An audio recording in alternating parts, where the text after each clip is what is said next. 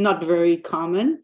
And this is WPE with the chairs Leslie Bogosian Murphy and Marty and our committee, Transportation Committee, with the chair Dale Cobrino and myself as a co-chair. So different parts of the meeting will be led by one of the 4 chairs, so we don't have multiple people running all sides of the meeting. Meeting protocol is, you know, that we are on Zoom because there is an executive order from the mayor, and we are not very sure about when it will be changed, but for the time being, we are on Zoom. And as you know, we are being recorded and it is being streamed on YouTube as we speak. Also, the votes we're taking are advisory, and then they go to the full board where the real vote is taken. And the full board this month will be taken on Tuesday, the 4th of April. So the order of the committee is that there is going to be a presentation. There will be questions from the committee, question and comments from the public, and then we'll be back to committee for discussion and vote. Quickly, to introduce the subject, electric infrastructure. So there is much that we all agree on. All vehicles must become electric. This is really urgent, and it's as soon as possible. And the adoption requires a rollout of a charging infrastructure which is as dense as it exists today for gas-powered vehicles. But so our focus today is going to be on answering 2 questions. Should the electric chargers be located on the sidewalks in CB4? And do we want a pilot in CB4? And what kind of pilot? And with that, I will turn it over to Leslie to introduce the topic and the guests. Thank you, Christine and Dale. And I want to thank the WPE members for going to their second WPE meeting of the month. I appreciate it. And I also want to thank TPC for hosting us, because I know you guys have a long agenda too after us. So thank you very much. Like Christine said, this conversation we're having is ongoing, and it's really born out of 2 main ideas. 1, environmental necessity, and 2, the city, the state, and really federal commitment to EV technology and chargers, and the huge financial commitment already earmarked for these programs. And the city DOT, unfortunately, they can't be here tonight, though, just so our committees know that we did request their presence. And unfortunately, they said that they could not attend tonight. But they're already implementing their curbside charging program. So what Christine said was right. We're going to see how it affects our district and what we think we want to look like here. So we have 2 very well-versed presenters tonight. We have Adam Rudner from NYSERDA. I know Transportation Committee, I believe they already had a NYSERDA presentation a few months ago, so this is going to be maybe a little bit overlap of that, but it will be fresh to some of the WPE members. And then we also have Greg Francis. Greg, how do you pronounce your last name? I'm sorry. Francis. Francis. I almost got it. From Hoboken, Transportation Planning. He's an urban planner. And you might say, why are we have someone from Hoboken here? Well, because we thought it was interesting that, number one, Hoboken is one of the densest populated areas in America, surprisingly. And also they are in, I think, phase 2 or 3 of their curbside charging program. So they can give us the pitfalls, the benefits, the good, the bad, the everything. And it might be a helpful framework. But I am going to first throw it to Adam. Hi, Adam. And Adam, you can start us off, I guess, with the first presentation. Great, thank you. Thanks for having me. Am I sharing my screen, or are you guys doing the slides? Janine, yeah, you have access to share the screen. Okay. Give me one moment.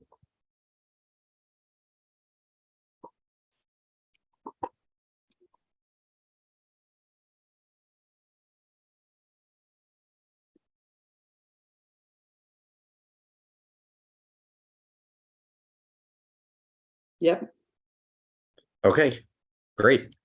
Again, thank you for having me this evening. My name is Adam Reuter. I lead the Clean Transportation Program at NYSERDA, and I'm going to give a quick overview of the state's EV programs, and happy to answer questions about specifics and or about the topic in general.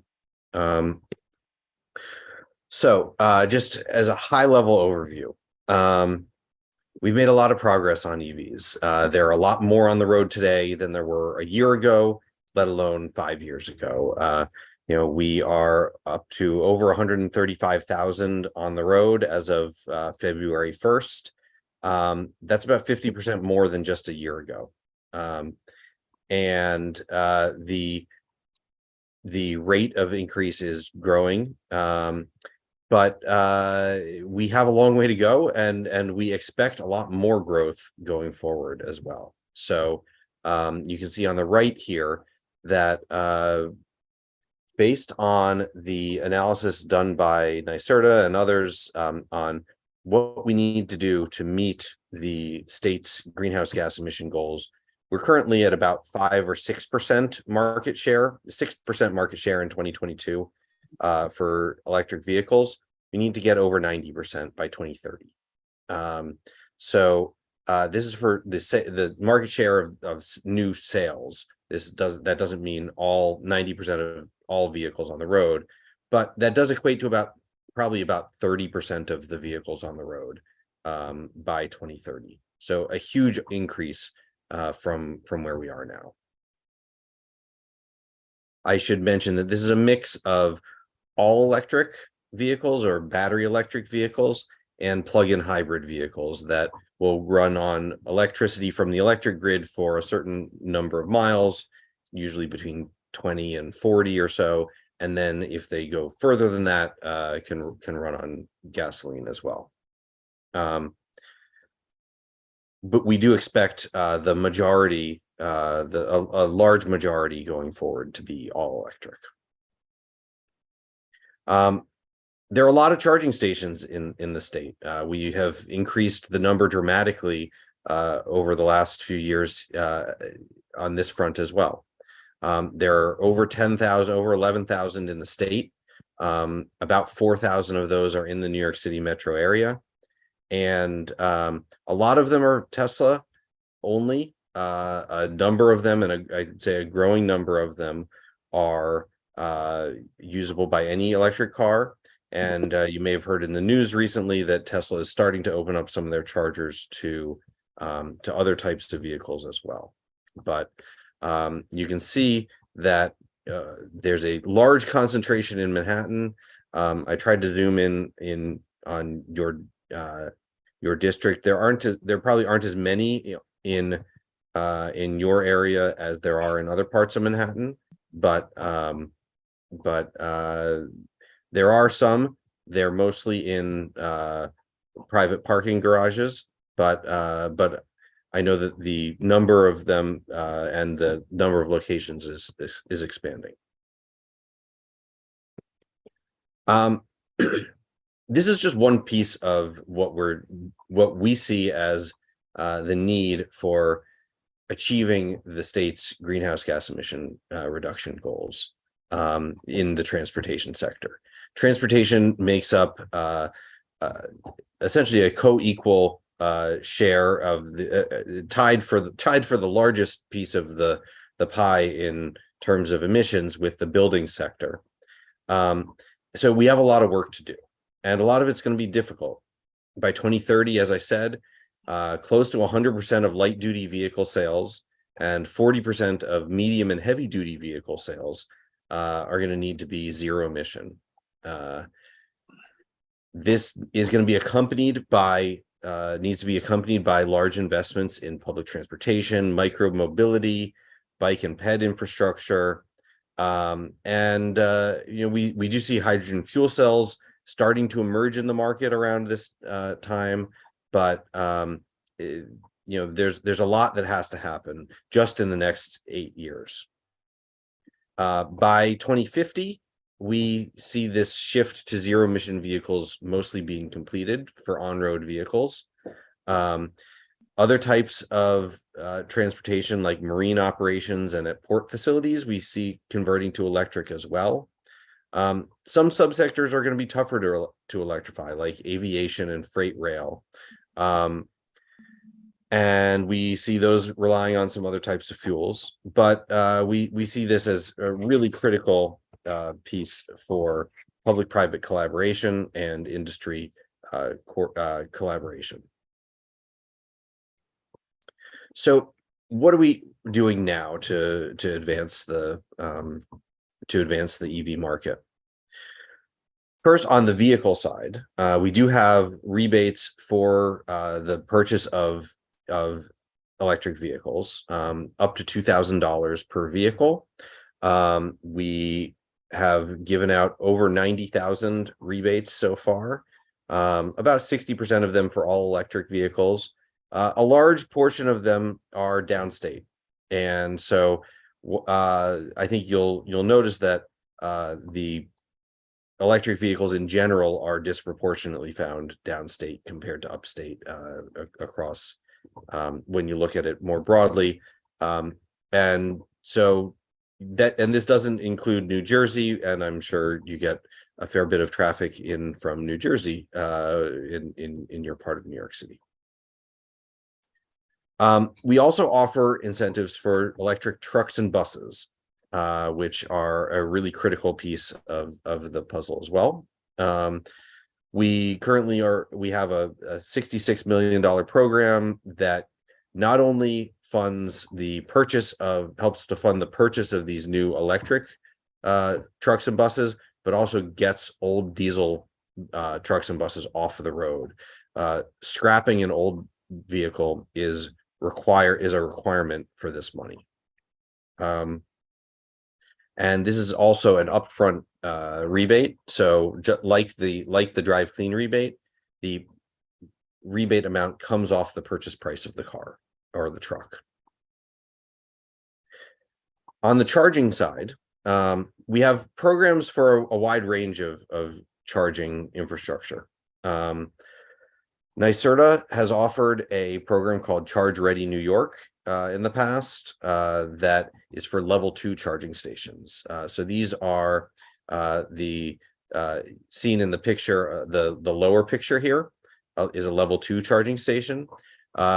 This adds about 20 to 40 miles of electric range in an hour of charging. So if you're going to be parked somewhere for a little while, this can get you a pretty good charge. It can be useful even if you're not parked for all that long, to top off or to really just provide the amount of electricity that you might have used getting to a location. These we help to put in about 4,000 of charging plugs under this program. We committed all of that money in toward the end of 2021, but we are going to be re-releasing that program very soon with a focus on workplace and multifamily buildings, as well as public locations in disadvantaged communities. We are also doing some work on fast chargers. These chargers, the ones seen above here, can add well over 100 miles of range in as little as 10 minutes, and that a lot of cars now, not a lot, but some cars now can even recharge from get about 200 miles of range in about 15 minutes. So this is getting a lot closer to a type of experience that you would want if you're going to be traveling on a longer trip, or if you just need to stop somewhere quickly and refill rather than filling up where you and charging your battery where you're going to be parking anyways. We do have some money for this. Right now it's focused upstate, where there is very little fast charging infrastructure. But there may be money for New York City in the future as well. The Public Service Commission approved a utility make-ready program in 2020. This has $700 million of ratepayer-funded investments that the utilities are investing across the state, including in New York City. Con Ed is doing this. This covers a large portion of the cost, up to 100% of the cost, up to the charging station itself. So this is really a program to help bring down the cost of installation and to have the utilities really be part of this and make sure that charging is available in their service territories. NYPA, the New York Power Authority, has an Evolve New York program, which in which they're investing $250 million in fast chargers across the state. To date, they've installed more than 100 stations. They're going to be installing they're aiming to do 400 or more by 2025. And some of these are in New York City, some of these are across the state. And then in the infrastructure, in the bipartisan infrastructure law, there was also a program called NEVI, the National EV Infrastructure Program. Part of it is a formula-based program, and through that, New York State is receiving $175 million in federal funds that will first be used to build out fast chargers along major highways where there are gaps in along those corridors. Once that's complete, we can use the remaining funds in a number of different ways, and we do expect to have money, a significant portion of the money left over after we fill in those gaps to continue the build out using these federal funds. As I mentioned, we are coming out with some more programs soon. We are looking at doing more on the medium and heavy duty side, in particular on school bus electrification, which is going to receive $500 million from the Environmental Bond Act that was passed by voters in November. I mentioned the re-release of our Charge Ready New York program, which should be coming soon. That is going to focus on level 2 charging stations at workplaces and multifamily units, as well as we are looking at ways to encourage more community level mobility options for first and last mile trips. So we're not just focused on cars. We are really focused on trying to provide people with more mobility options that are low carbon, beyond just having everyone in cars. That's a critical piece of this. We are also developing a zero emission vehicle market development plan that will be coming out in the next few months, that really lays out some of our plans and what we think we need to do over the next few years to make sure that we're on pace for the 2030 and 2050 goals. And with that, I would love to be happy to take any questions. Adam, thank you so much. And thank you for coming again to CB4. I think the way we are going to do it, that we agreed, we are going to, because there'll be a lot of questions, and we're going to have our representative from Hoboken, Greg, will go first, and then maybe some questions would be answered, or, you guys can kind of maybe tag team if there's a 2-part answer. So I would like to hand it over to Greg. I'm just looking for him, and I think he also has a presentation. Yeah, I'm here. I'm going to share my presentation. Great. Thank you.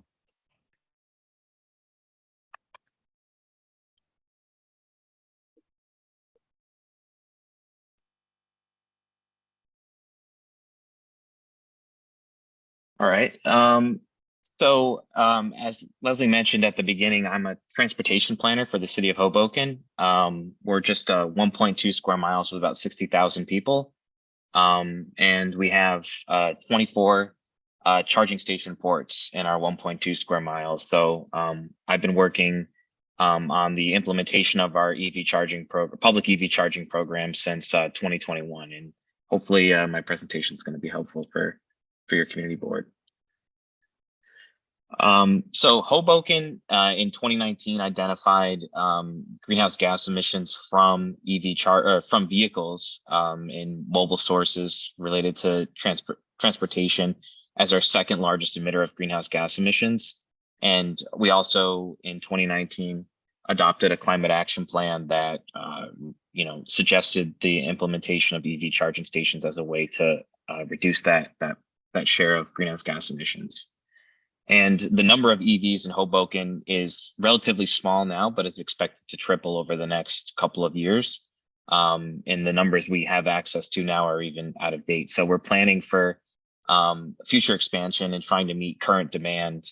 And in 2022, last year, we announced a goal to have all Hoboken households within a 5-minute walk of an EV charging station.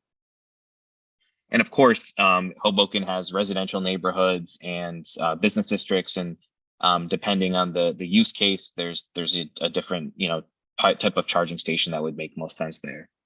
And I'll go over that in a little bit more detail. So currently, we have one on-street level 2 charging station, and we have several we have 3 municipal parking garages and 1 service parking lot that are host to our level 2 charging stations that are off street. And we're in our 3rd phase, and our first phase was just 10 level 2 ports in the southeast part of our city, so concentrated in that what is, I guess, the downtown area near the Hoboken Path, where there's 2 municipal garages and 1 on-street spot. And you'll see around each of these green dots, there's a dotted line polygon. It might not be that clear on your screen, but that's the 5-minute walk to the charging station. And our phase 2, which we implemented last year, added 12 level 2 ports to bring us up to 22 level 2 ports across the city, and gave the northwest part of the city a 5-minute walking distance to a charging station. And then currently we're working on our 3rd phase, and you can see the map is getting a lot more crowded, and that's a good thing. Most of the city will be covered when this is fully implemented by 37 level 2 charging stations and 12 DC fast charging stations. So those quicker charges throughout the city. So over the past couple of years, we've learned really four major things. The first is that by far the on-street charging station has the highest demand. In the last quarter of last year, we had 898 sessions, so visits to the charging station, and that is compared to all of our other charging stations, which had an average of 132 sessions. So the on-street presence and the visibility, not having to go into a garage. Otherwise, the charging station is the exact same as the ones that's in the garages, charges at the same speed. Incredibly higher usage. And we liken that to our car share program, which is called Corner Cars, and that's an on-street car share program. So people see it, they know it's available, and they're more likely to use it based on our experience. And we've had a pretty measurable impact on reducing the amount of greenhouse gas emissions related to gas-powered vehicles. And we tried to incentivize. We've been trying to incentivize usage on in those garage locations by offering discounted rates. So basically a 50% discount on an 8-hour charge through a Green Pass pilot program. And because of factors such as registering for the program, the charging speeds, again, the level 2s, and the locations behind gates and parking garages, and having to pay a higher rate for parking, even though it's still reduced. We haven't been able to really promote the program to the same level of usage that we see on the on-street space. And generally, community feedback is supportive. We don't really have any complaints about the charging station obstructing the sidewalk, and we've received many requests for more charging stations closer to where people live. That'll be part of our phase 3.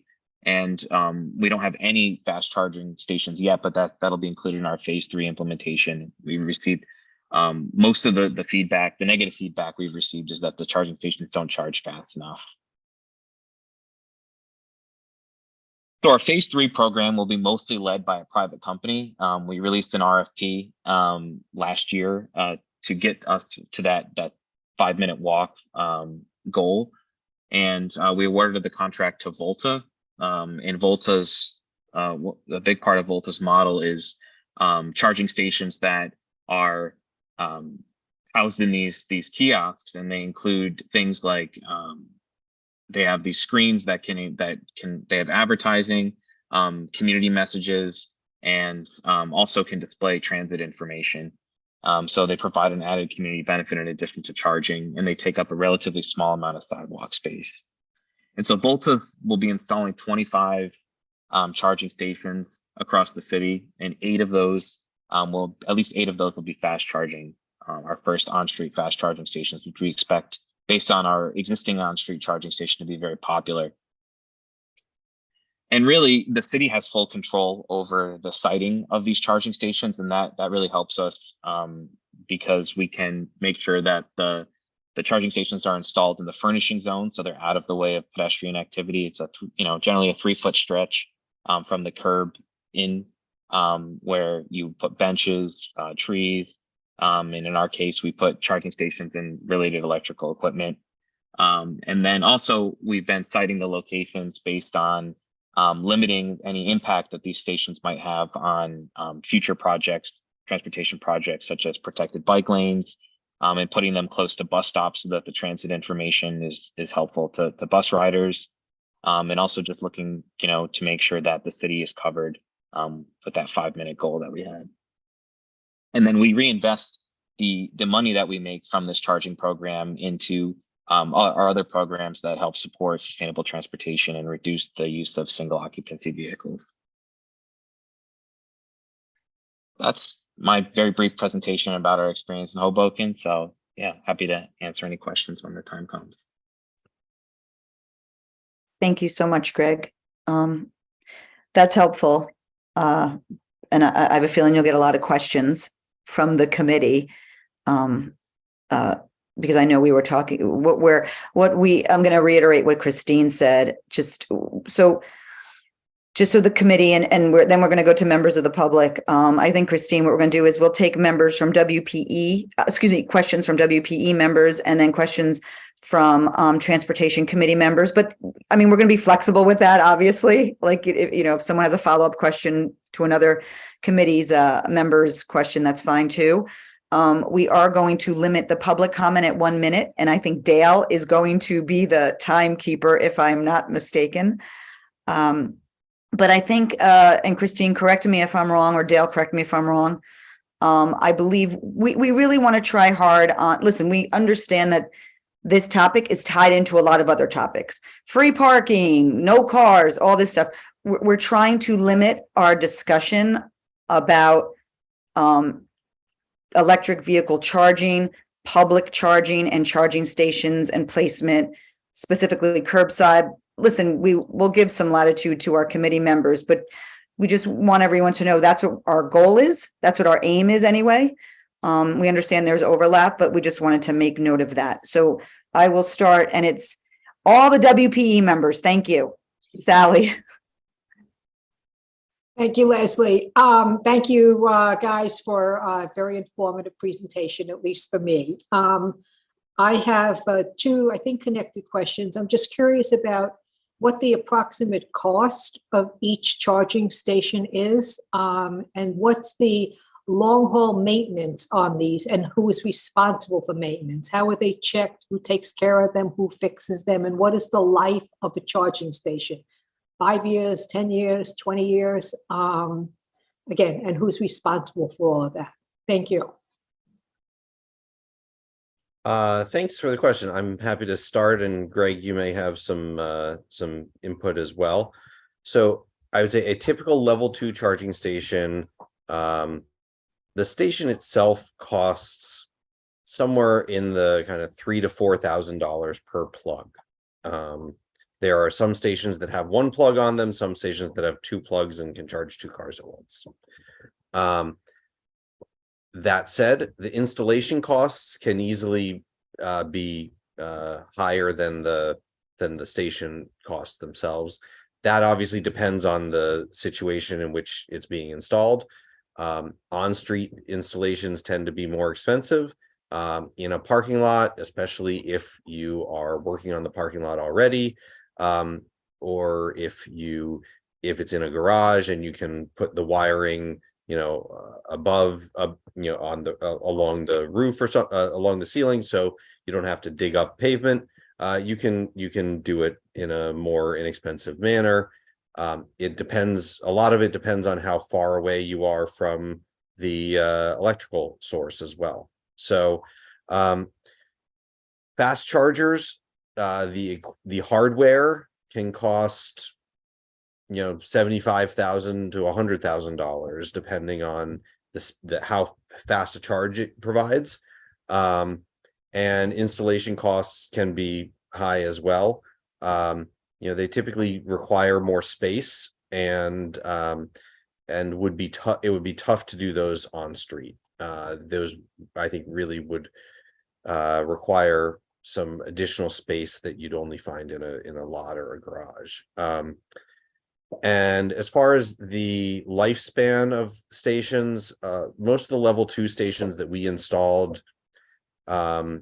we've seen a lifespan of maybe 7 years or so. But once you have all the wiring, it's actually relatively easy to swap out one station for a new station. That part isn't the expensive part. As far as maintenance, whoever owns the station is generally, on the hook for maintaining them. A lot of people who own the stations will enter into maintenance service contracts, and so they have a company that they've hired to perform any maintenance services. I don't have a great estimate for what the maintenance costs are off the top of my head. Yeah, I'll just add some additional information. So we have a warranty that's free. So most of our charging stations were purchased through grants from NJ, the New Jersey Department of Environmental Protection, and they require that we purchase a 5-year warranty. And that has covered every repair that we've had so far. We've had minimal repairs, mostly just related to some wear and tear. We've had some software issues that the companies have been able to work out for us. And then as far as footprint, the company we're working with, we've done walkthroughs with them to site some of our fast charging stations. And from what they've told us, the charging station itself will be the kiosk that I had in my presentation. Will have some additional support equipment that'll be about the size of a utility cabinet, according to what they've told us. And we're also looking at co-locating stations as much as possible to help, improve the cost effectiveness of these charging stations, because as Adam said, they can be very expensive, especially the fast charging stations. Thank you, guys. Thanks, Sally. Matt?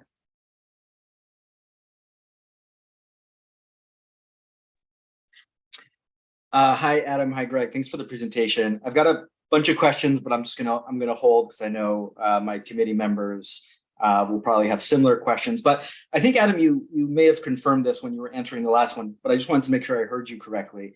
So the fast chargers in the level 2, they require different types of infrastructure sort of support in siting them. Is that right? You mentioned like fast chargers are better for garages as opposed to on-site charging. So most level 2 chargers are either on a pedestal, like you saw in the pictures, or could be wall mounted, and have a pretty small footprint. They rely on having the inverter switching the power from AC to DC on the car itself. DC fast chargers actually have the inverter in the station, in the hardware equipment at the station, and then put the DC power directly into the car, which the battery runs on DC power.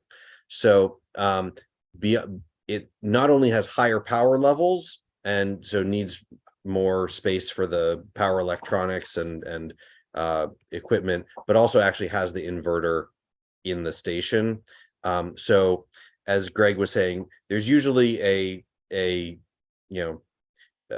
pedestal type thing with the plug or plugs, plus another cabinet that's in the space. A lot of the stations that we are seeing are putting like four fast chargers at a single location, and then they have another set of equipment that might take up a few additional parking spaces as well at times. That's for 4. It probably wouldn't be as big a footprint if it was just one. And I have seen some designs, some types of stations where there is a smaller footprint for the charging station itself.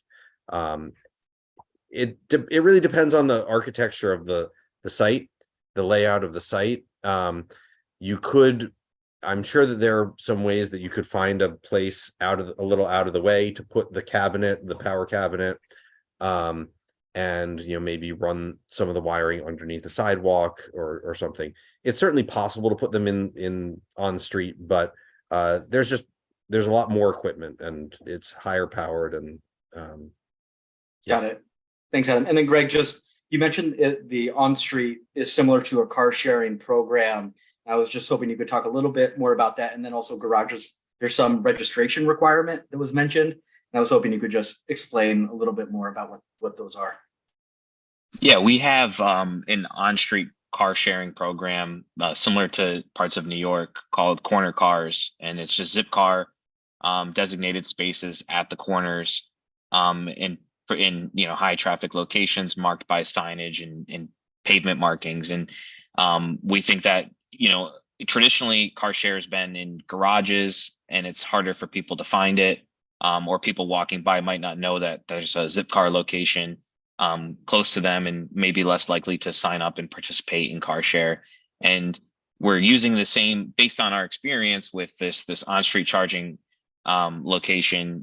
More people see it, more people see information about EV charging in Hoboken, and they're more likely to know that there is charging available to them if they do have an EV and it's in a convenient location that is accessible. They don't have to go into a garage, and we have wayfinding signage in our garages, but even the best wayfinding signage can still confuse some people because when you're driving in a garage, you're doing a lot of other things to try and find a parking space or EV charging station. So that's, and then for the garage, the Green Spot program that I was mentioning, or the Green Pass program, it was partially a way for us to, like I said, the information we have on EVs is it comes out at the end of every year. So it's usually outdated by the time it's useful to us. And so we were hoping that with this program, people would sign up. We would have a better idea of how many EVs are registered in Hoboken. And through that registration, you would also be able to get a discount at our municipal garages when you leave, because right now our garages are all, they use license plate readers. And so for most, resident permit holders, they already have their permit in our system, and we just required an additional registration, not only to help them get the discount, but to help us learn more about the number of EVs in the city. Thank you. Thanks, Matt. Marty.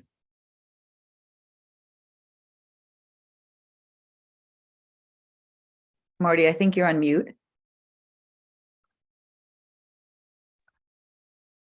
Usually the chairs go last, and I beg your pardon for having put myself into the queue.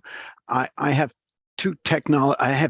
questions about future technology, both in terms of the vehicles themselves and in terms of the chargers.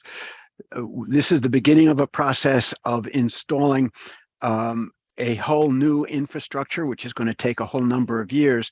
And as you decide on what the technology is, that infrastructure becomes, once you put it in, it stays there for a long period of time.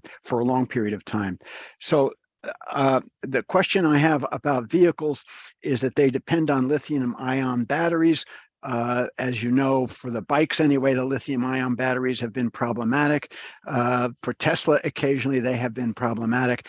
What is your vision of the future use of the electric car versus, and you mentioned this, Adam, the hydrogen fuel cells or another alternative technology to electricity? First question. Second question has to do with the charging stations themselves. That technology, as I understand it, is changing quickly. Adam was just talking about the size of the level 3 chargers. I presume that as the technology changes, the components will also diminish. Will they be able to fit into, when I saw the sidewalk furniture of Hoboken, I thought of the Link installations that's all over the city of New York, and I was wondering if chargers could be combined with that. But the real question is, what is your vision of how this technology is going to change over time, and are we investing in the correct technology, both in terms of the cars and the chargers? Thank you. So as far as the vehicle technologies, I do want to clarify that while yes, the current electric cars use lithium-ion batteries, and e-bikes also use lithium-ion batteries, they're very different. And the types of batteries that have been causing these fires are the ones that seem to be refurbished or banged up or not certified to UL standards, which is not the case with the cars. Are there going to be fires in cars? Yes, there will occasionally be fires in cars, but there are a lot of fires in gasoline cars as well, and we've kind of built that into our expectations. There are tens of thousands of fires in gasoline cars each year. As far as battery versus hydrogen, I see hydrogen making a lot more sense for heavy duty vehicles than for light duty passenger vehicles. I think that at this point, we are, while there are a handful of hydrogen vehicles on the road in California, a few thousand of them, light duty vehicles, I don't see that taking a huge amount of market share on the light duty side. I see it being more of a major component of the medium and heavy duty fleet in the state. I very well could be wrong, but that's kind of how I see it. I think battery technology and battery electric vehicles have improved significantly and are really covering most use cases for light duty vehicles at this point. As far as the chargers, I certainly see the speed of charging continuing to increase. Now there are some cars that can take up to 350 kilowatts of charge, which is dramatically more than the 50 kilowatts that was kind of the state of the art a few years ago. And for trucks, they're working on megawatt charging, which is significantly faster. I can't really speak to the form factor that it will take, but the speeds for fast chargers are increasing. That said, I still think that level 2 charging is going to be very relevant for a long time, because most people are parked for a long time in a lot of places. I know it's trickier in New York City than anywhere else, and in Manhattan more than anywhere else, to find a place where you can park and have reliable charging for a longer period of time. But in most places, I think that will still be the preferred method of charging well into the future. Thanks, Marty. Roberta? Sure. Thank you for the presentation. I appreciate it. So I guess the first bucket of questions I had were for NYSERDA, and I'm trying to understand what does it cost to provide the service of charging, and then what are people actually paying for it?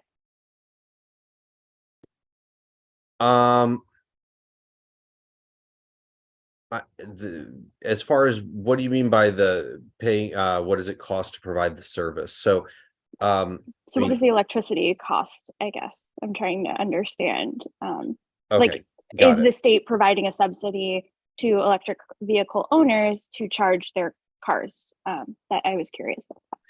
Got it. The state is not providing a subsidy for the use of charging stations.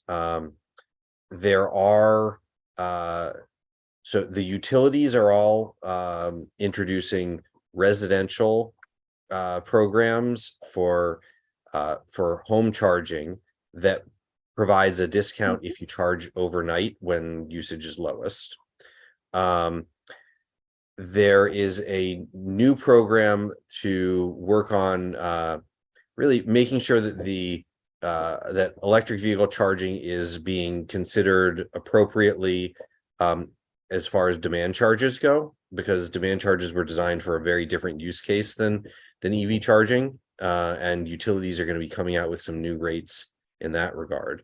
But generally, whoever owns the charging station is paying whatever their typical electric rate is for the electricity being that they're using. They are allowed to set the price for how much they charge for usage of the charging station as well. There are obviously other costs beyond just the charging, the electricity. There are maintenance costs, and if you have to lease the property, there are those land acquisition costs. There are networking fees to connect to the back office software to be able to collect data and to charge people and to operate the stations. So there are other fees, but typically we're seeing some stations are free to use. Other stations might charge 25 cents a kilowatt hour or 50 cents a kilowatt hour, as as Greg said. And can I just jump in here, Adam, real quick on that? Roberta, I don't know if this helps, but I think it's also up to the municipalities sometimes as incentivizing. Adam, I don't know if you've, like when I was I'll give you an example, Roxbury, upstate New York, I saw chargers and it said, there was a sign on it, though it was literally paper and tape. And it said, this charging is complimentary by the city of the city of Roxbury. And it was totally free, like nothing. And I don't know if that is, Adam, maybe, and I saw that a few times. I think that's not a state thing. I think it's just a municipality, It's whoever owns the charging station. If Yeah. if the municipality owns the charging station and it's in a downtown area and they're trying to attract people to come downtown and shop, they may decide that that's the best approach. Or if a store, owns a charging station and they want to bring people into their store, they may provide it for as a service free of charge. The grocery store closest to me does that, and they find that they make the money back and then some by having people come in and shop. So it really depends. There are other instances where people want to charge for use, and that's appropriate in many cases as well. Do we know anything about the pilot stations in Manhattan? I know that there have been some that have been discussed, if they are, like, what their process is and how that's been going. I don't know the details of that. That's really a better question for city DOT. Okay, and so if I had any additional questions about the current pilot, I should not ask them to you. That would be a question for city DOT. Okay, and then I do have a question. In the state of New York right now, what does it typically cost to charge an electric vehicle based on the number of kilowatt hours required? Well, it's again gonna vary by utility. Okay. In Con Ed service territory, if you're paying about 25 cents, 30 cents per kilowatt hour, a typical battery for a longer range electric vehicle might be 60 to 80 kilowatt hours. And you typically can go somewhere between 3 and 4 miles per kilowatt hour. So, if you're paying 30 cents per kilowatt hour and you can go 4 miles per, we'll make the math easy, 30 cents per kilowatt hour, and you go 3 miles per kilowatt hour. That's what, 10 cents a mile. And which is a good bit cheaper than gasoline. Okay, no, that's helpful to understand. I am curious, what is a success in terms of utilization rate of these spots? Is it 100% of the time across the state? What does it look like when these public spots are in use? It's a really good question. You probably, you can't have these occupied 100% of the time. You probably don't want them occupied 100% of the time, because generally, if someone's leaving, it's going to be, someone isn't always pulling in right away, or that means that there's a really long line, and that's probably not ideal either. Most charging stations we've seen, level 2 charging stations, are used somewhere between 2% of the time and 25% of the time, on average, when you look at over the course of 24 hours. And, we see at an office building where a lot of people drive EVs, maybe it's more than that, maybe it's up to 30% of the time, but 30% of the time is about 8 hours a day. For fast chargers, right now we're seeing typical usage somewhere in the 2 to 10% of the time. Some stations get even more, but what we've also seen is, and we've heard this from a lot of the charging station operators, that once you get up around 15 to 20% usage, you start seeing too much queuing and too many people waiting in line. And at that point, at certain times a day. And so at that point, it tends to make sense to build more. Okay, that's helpful. And then I had one last question, mostly for Greg, which was for my own context. And I'm sorry, Leslie, for asking this question. I'm trying to assess the parking situation a little bit in Hoboken, not because I want to understand parking, but I think that it's likely helpful in this context. My understanding is that Hoboken has somewhat of a higher car ownership rate than Manhattan, but not super, and higher than CB4 for sure, but not far and away higher. And that has maybe half the density of Manhattan, maybe a little higher. Do people typically have trouble finding street parking? What garage options do you have? And do a lot of people put their cars in garages? And then how does this work with the city's goals of getting people out of their cars and onto other modalities, which are important to also achieving the climate goals? I'm just trying to understand holistically, how does this play into the overall transportation plan of the city of Hoboken? Yes, so we have about 9,000 on-street parking spaces, for which we issue about 13,000 parking permits every year.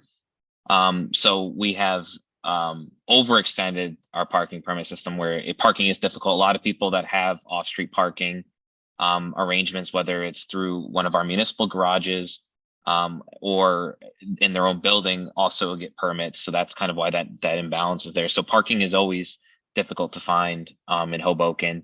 And what we've done is we've recently doubled some of our meter rates to encourage turnover. And then through this EV charging program, we charge idling fees. So we have our fee right now is $1 an hour while charging, with a 4-hour limit. And then when you're done charging and if you're still plugged in, the fee goes to $3 an hour for what's considered idling, and that's to encourage turnover as well. And so we charge for parking at the charging station, and then we charge for electricity usage, and then any idling that you're doing there. And that particular charging station, based on the data, it's a ChargePoint charging station. Based on data from ChargePoint, is the 99th percentile all of their charging stations in their network. So utilization is very high. Like my presentation showed, it's 6 times higher than what's in the parking garages. And what we do with this money and all the other money we collect for parking revenue is we reinvest it back into providing other modes of transportation, whether it's paying for we have an annual fee that we pay for City Bike to operate in Hoboken. We have our car share program, and then we have other programs. We have bike corrals and bike parking, and we pay for curb extensions and other things to help encourage other forms of transportation and make it safer for people walking, biking, and also for just driving as well. I really appreciate the context. Thank you. Thanks, Roberta. Tina, you're up. Hey, thanks, guys. I had a question along those lines. I mean, for either Adam or Greg, but maybe Adam, since New Yorker. I'm a little just wondering the idling time, what that would look like here in New York, because let's face it, if you sit in a parking spot, you can get a fine up to $65. So what is it that would motivate people to leave their spot once their fuel tanks or whatever, the electricity has been topped off in their cars? Great question. Greg really hit on it, that a lot of the best practices I've seen are to charge a reasonable rate for electricity when you're charging, and either after a certain amount of time, if you want people to move on, or after they're done charging, you can set the charging rates to increase dramatically. As Greg said, it goes from $1 an hour to $3 an hour after you're done charging.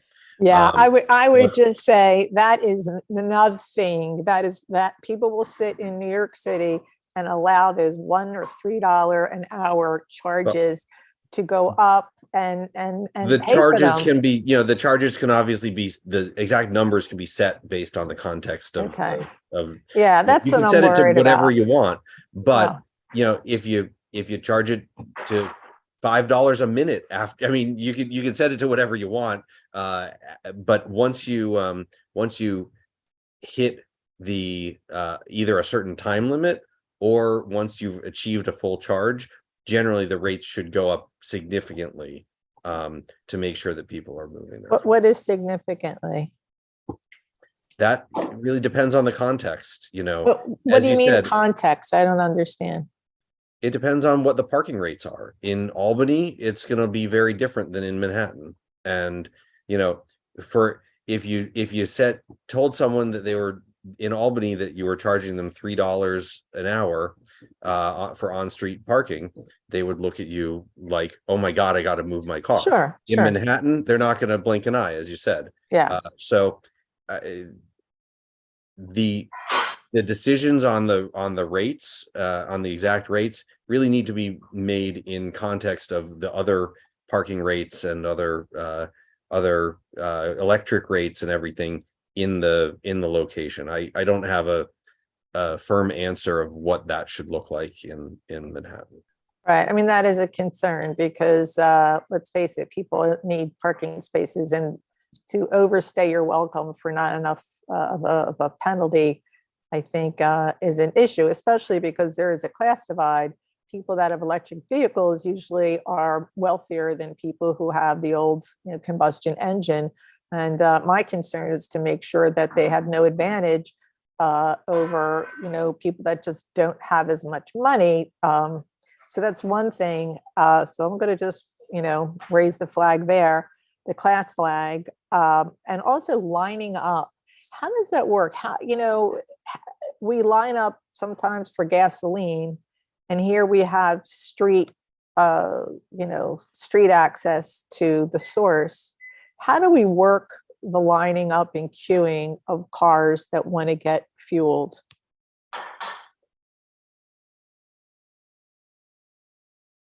Go for it, Greg, if you want to take that one. Yeah, I might not have the most comprehensive answer, but one thing we can do is, we can set a wait list on the back end. So most people that are using our charging stations are using an app to either find the charging station or to pay for the charging station.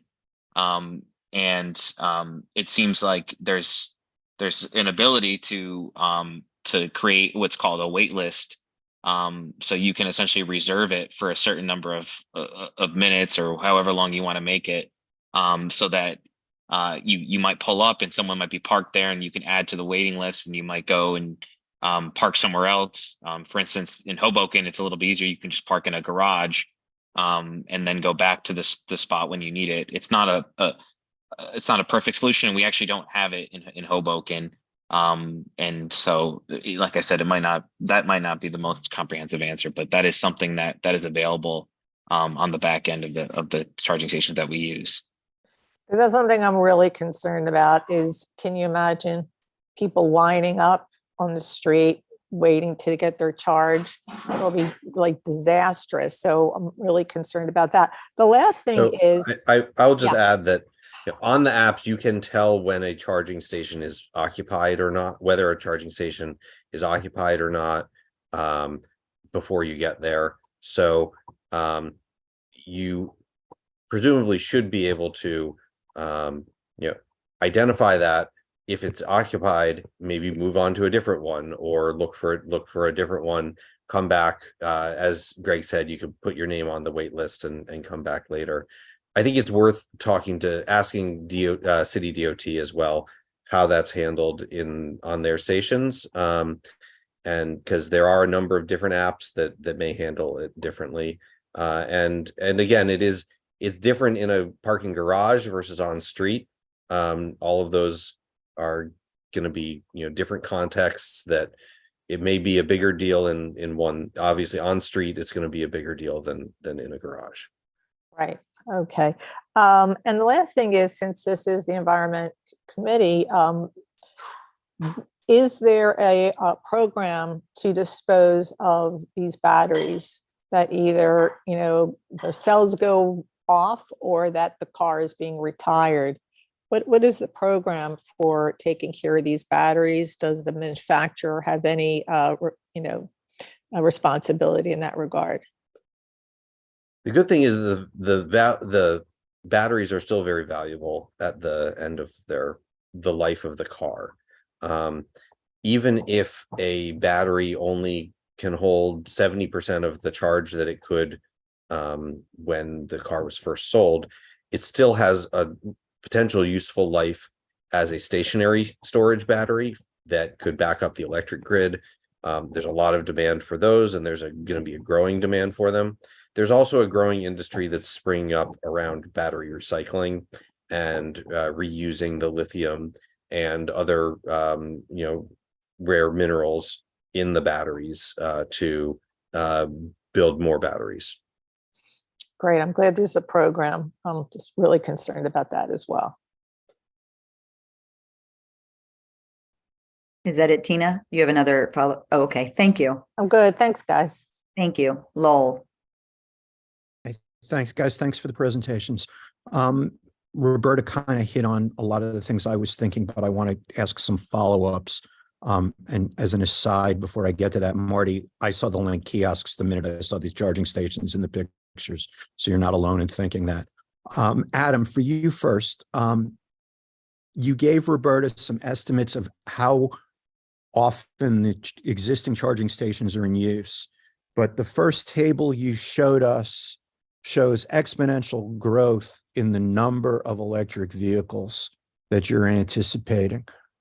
Since we're trying to plan for the future, do you expect that the percentage of time the charging stations are in use to remain below 30%, or as the number of vehicles increase, do you expect to either see those percentages go up, or do you expect to add more charging stations to keep the percentages constant? I would expect the percentages to go up a little bit, and have fewer that are being used very little. Because there are currently a lot of stations that are out there that are used very little. But I wouldn't expect that the high end to get a whole lot beyond 25-30%, just because of the timing issue and the queuing that I mentioned. You know, most people aren't, this is really related to public charging. Most people aren't usually cruising around for looking for places to charge at 2 o'clock in the morning. I mean, some people certainly are, but that's not the typical charging time. You're never going to approach 100%. You're never even going to approach 75%, just because that's when people are driving for the most part. And that's just kind of the logistics of charging. Could you increase that percentage and encourage more people to charge at 2 in the morning if you change the rates that you're charging for charging? You could. I don't know how much. Yes, you certainly could try to encourage people to charge at 2 in the morning. It's different with residential or somewhere where you're parked overnight to begin with. You can set your car to start charging at 2 o'clock in the morning. That's not a problem. Pretty much every electric car can do that. But to rely on people to get out of their bed and go move their car at 2 o'clock in the morning is tougher to do. It, you know, some people will do it, and some people will just be getting home at 2 o'clock in the morning. But you know, that's tougher. We do expect a large increase in the number of charging stations. Yeah, city that never sleeps and all that. Understood. Yeah. The charging stations that are really underutilized, the 2% usage, is that tied to where the charging stations are placed? Do you think they're in areas where there aren't as many electric vehicles, and once electric vehicles are mandatory, would you expect that to be a little bit more consistent across the board? Yes, I do expect that to become more consistent as more EVs are on the road. You know, some things we're learning about what makes up for a good location for a charging station and what doesn't. We see really good usage at workplaces, at train stations, at places like that, hospitals and universities, and those are. But none of those apply in Manhattan. Well, I mean, some of them do, but not as much in Manhattan. You're right. Yeah. We are seeing less usage at other types of locations. We're we've put some in at hotels, and while I think hotels are a really great location for charging stations in general, or will be in the future, I think there's limited usage there right now. And it's not across the board. There are lots of exceptions as well, and I think the world looks a lot different now than it did 2 or 3 years ago, and it's going to look a lot different in 2 or 3 years than it does now too. Mm-hmm. All right, yeah, I absolutely agree with that. And what I'm trying to figure out is, what Leslie said at the very beginning is we're supposed to stay focused on the on-street siting of these charging stations, and I'm trying to figure out what factors we need to consider in terms of what we want to see for our district. What your experience and your numbers of what's going on in downtown Ithaca are not really going to translate to Manhattan. So on that note, I'm going to turn to Greg, because Hoboken is more like Manhattan than Ithaca is. I'm sorry, Lowell, can I interrupt you for a minute? Christine, can you take over for 1 second? Do you mind? I'm gonna have to, okay, thanks. Okay, so keep going, Lowell. Yeah, for Greg, what percentage, it's really a numbers question, and I'm curious about the experience in Hoboken. What percentage of your chargers are on street versus in garages, whether municipal garages or private garages? And what kind of usage numbers are you seeing on the on-street charging stations? Greg, Yeah, that's for you. so yeah, we only have one, currently we only have one on-street charging station that has 2 ports. Our current expansion will add to that number. And so of the 24 ports we have, 22 of those are in garages. And so those, and then looking at the usage for those, I am going to just refer back to my slide. So in the last quarter of last year, which is where we have, the most recent data, that on-street station, that one on-street station had almost 900 charging sessions. And the average of all the other stations in the garages was just 132. So it's a much higher usage. The sessions are a little bit shorter, but actually not that much shorter than in the garages. And so we've only been doing this since 2021. And so we're still trying to figure out what the best balance is, but we've seen from residents, they're more likely to use a station on First Street. They're more likely to want stations closer to where they live, which in Hoboken means on-street stations. Most people don't have parking garages near where they live. So we're trying to figure out what the right balance is.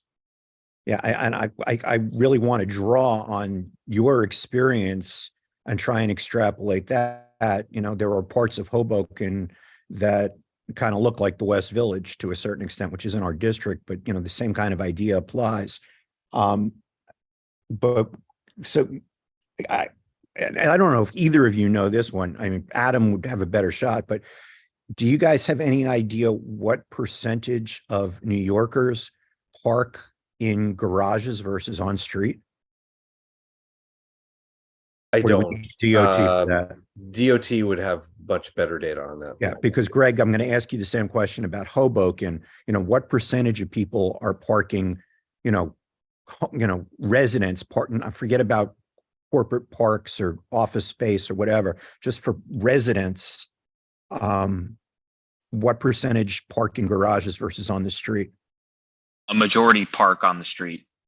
Okay. So I don't know the actual percentage, but I know it's probably close to 2/3, just considering the way the city's built and the number of buildings that don't have off-street parking.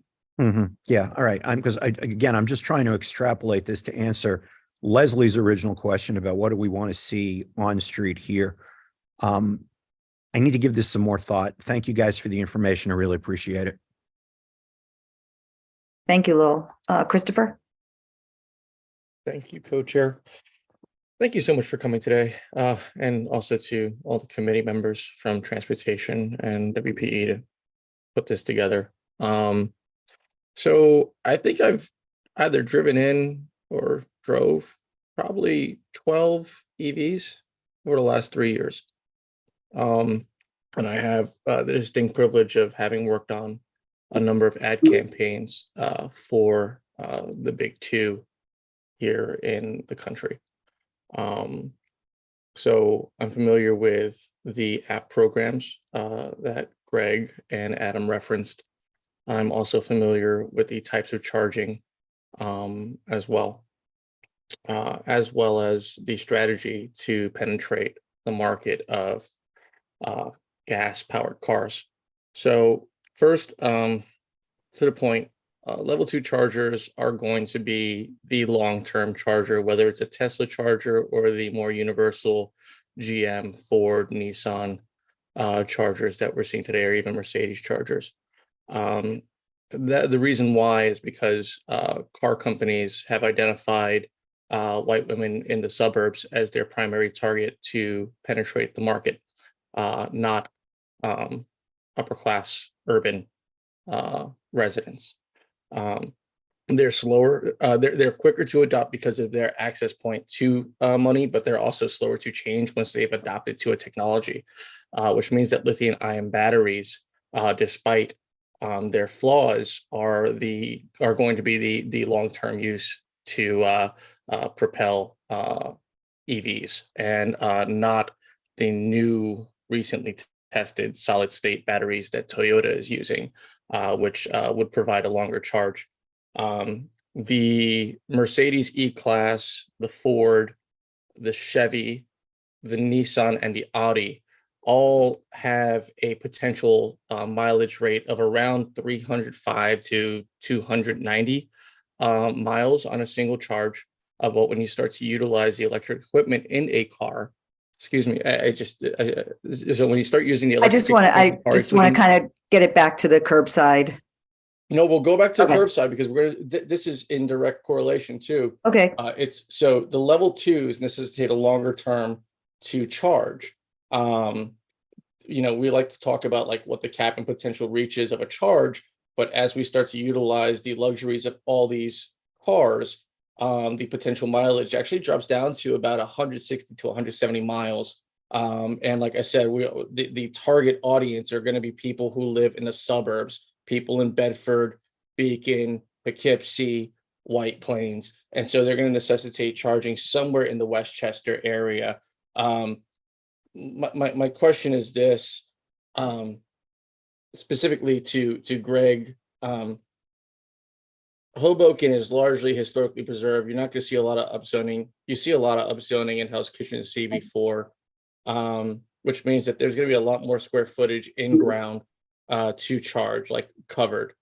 Is there really, knowing that that's just how urban development happens in this area, wouldn't it be beneficial just for the UX UI in a municipality charging app to just like directly identify those places versus worry about being on streets? Secondly, with the level 2 chargers being the long stated charger, you're kind of asking for the city to take onus or the community to take onus on the management of curbside charging.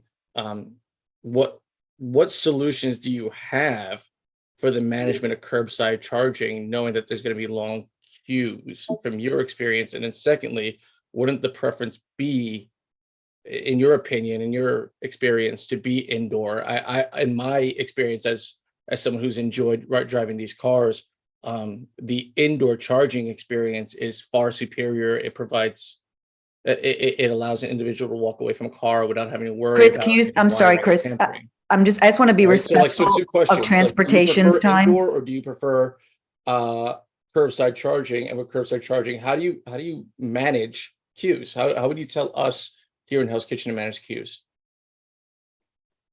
Yeah, so I will just say, so New Jersey passed a law that basically gives charging stations an as of right status in all new parking developments. And so when there is new residential development in Hoboken, and there's a good portion of the city that was previously industrial that's being converted to residential and commercial, that will have these charging stations included in their projects because of the law. And we have some infill development too. So there is a lot of charging station development happening in the, that we're not directly involved in. And then also we're working with a private company for our phase 3 implementation, because the infrastructure is very expensive, and for a city as small as Hoboken, it really helps us to expand the reach and meet that 5-minute walk shed goal that I spoke about, to leverage the financial resources of a larger company like Volta that can pay for a lot of the costs. And then, as far as regulating, Hoboken, we have a parking utility, which manages all of our public parking, and that's part of our Department of Transportation. And so we're able to look at, the wider context of curbside demand, whether it's loading zones, off peak, turning bus stops to parking off peak, and include that when we're, making our calculations about where charging stations should go, what type of regulations we should be using that helps to encourage the highest use of these charging stations and reduce that queuing. And we like I said, we have limited experience with on-street charging, and we haven't had any issues with queuing that I'm aware of. And we do we do have a parking enforcement agency that is going out there and doing the best they can to make sure the spaces are clear. And we have increasing fines for anyone who's caught in the station's parking spaces that's not plugged in and charging. So there's a first offense, second offense, third offense, and it escalates. And kind of similar to what happens, for handicap parking. And, we look at it similarly where we just want to make sure these spaces are open for the people that it's meant to be open for. So I guess it's a long-winded way of saying we have, the state regulations that are helping us build out, when there's residential and commercial development. And then we're also, because we have the benefit of managing transportation and parking, making sure that the spaces are available and there's not, a lot of queuing. Thank you. Chris, is that it? Is that good? Thanks. Brad. Yes, thank you, Chair. I'm so glad you guys brought this up, but you can see that this is a completely unthought out process in a major way. We have the state guy on, we're getting facts that have nothing to do with the city. We have less parking structures here, and all we have is on street. So I think we should look at two goals if we're going to be really specific. Obviously, nothing goes on an avenue. And the only way to do it is to take like West 22nd Street, where they wanted an open street, and open up that whole block down the side for charging stations. To even consider queuing, and I'm just shocked that, we have gas stations now. It's a private thing. I don't know why now the city's in charge of giving our space over to people that get around in their transportation. This should be, every gas station now should be mandated to have charging stations in this city. Obviously, we do it in the garage. But first, I think we have to conquer every police block where they park. That whole block's got to be charged. The buses, that should be the whole thing. I mean, the fact that we're going to pick 2 corners over here, 3 over there is an absolute joke. And we don't have any state money. When I saw that presentation, there wasn't one thing saying, here's $1 billion to rip up all your roads to bring in all the power for the next 50 years. It's the same idea when we put in fire hose pumps on every block. That's great. But this is a joke. And if we're going to look at it as our district, as we usually do, to be a model, like to try a model out, that's what I would suggest. We offer up a block like 22nd Street, where we've got city bikes now and EV charging for the whole block, and only residents. I got to make a spot in New York City for a Jersey guy that drives in for his electric car. That's ridiculous. So you should only be permitted if you live here and you pay taxes here. And my second thing is, all the money from gas and the taxes, where is that ratio that's now going to fix the roads? How is that taxed? I've asked this question for years. I've never got an answer. So I really think we, as our board, as we do, we look forward. To put 3 over here, 2 over there, that's a joke. So, I mean, we got to take blocks off and do it that way. I mean, that's my opinion. Hoboken has 1 plug-in. I was just in London. Every other light post had a plug, and it looked like the old school light with a plug at the bottom. I took tons of photos for it because I knew we were talking about it. It's not some big a big screen with advertising on it. This is ridiculous. It's upsetting. And I'm glad you had it, because we need real answers. And my proposal would be, we do it, we section off some blocks, that whole block gets the infrastructure. That also makes that street an open street. All right? And that's how I would suggest. So we get a win-win. And oh, by the way, what is congestion pricing doing and related to this? What dollar is being added to this? Brad, I think that might be out of scope. That I can certainly say might be out of scope with the, with the congestion pricing. Okay. Well, it should be pretty good towards our infrastructure. So it's very disappointing. It's a lot of work. I don't know. I just, my one question is, how much money has the state given the city of New York to build the infrastructure out? And what I saw, I didn't see any.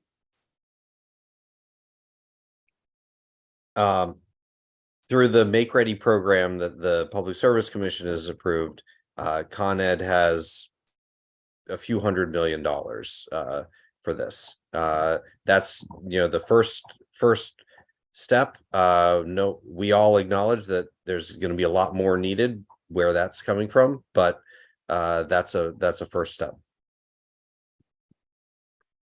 So Leslie, you had some question, and Marty has already posed this question, right? I have some questions. I have a few questions. Brad, I just want to check. just Brad, are wanted to you finish. done? Let just Brad, wanted to let Brad go if he has understand more. I just want to understand one thing. So we are now deciding as a city that we are going to give up our public spaces for private use. Because usually what these problems get solved, I can understand in low-income areas where they don't have access, but now we're giving up our streets now like we're gas stations. That is not the answer. We're going to get to that, Brad. We'll get to, by the I'm way, sure we live on transportation the will get to water. that. And I'm We sure live on the transportation will water. get to that. We could have a big barge on the water that's a big parking lot for a charging station. I don't know why we don't think like that, but that's what we should do. Okay. Okay. So thank you, Brad. Okay, I have a few questions.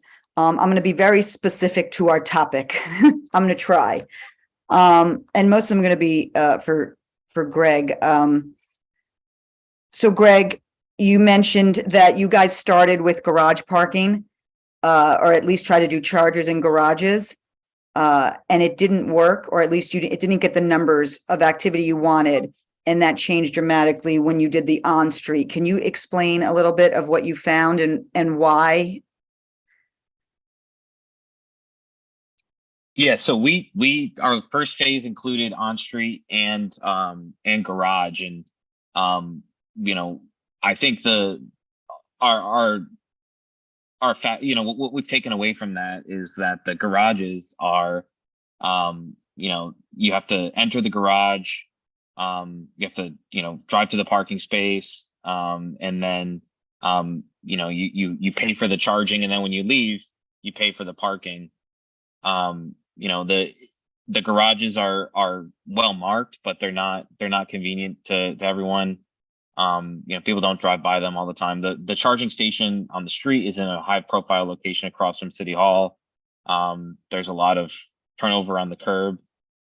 It's very visible. And then, you know, the user they either through the app or on the charging kiosk pay for the parking, and for the electricity, and then any idling fees. So the user interface is a little bit different. But, you know, I think most of it has to do with the visibility of not being behind, the inconvenience of it not being behind a garage gate where maybe the prices aren't as clear and predictable as they are with metered on street parking. Thank you. And I'm glad you said that, because I know that's going to be brought up, and I'm glad you have some hard experience with that. How Leslie, I'm sorry, Adam, go ahead. I'm sorry, I didn't mean just to. real quick. Just if you have another question for Greg, I'll be right back. Yeah, no, go ahead. Okay, my second thing is, you said that you put the chargers in what's called the furnishing zone, and that I'm going to tie two questions together for the sake of time. The furnishing zone, and that you've had really no complaints on sidewalk usage. So can you explain to us what furnishing zone is, and that you've had no complaints of the sidewalk usage, and what you found there, or were there complaints, or, you know, what you found? So we define the furnishing zone as the space between, you know, the road, and it's on the sidewalk, the space between the road and you know, usually we have to maintain at least 5 feet for ADA accessibility. So the space that you typically see trees, benches, you know, street furniture, utility poles, in the profile of these charging stations is such that you can fit them in that furnishing zone. So they're out of the way pedestrian activity, and they're in line of these existing obstructions. And there's signage there. There's the charging stations.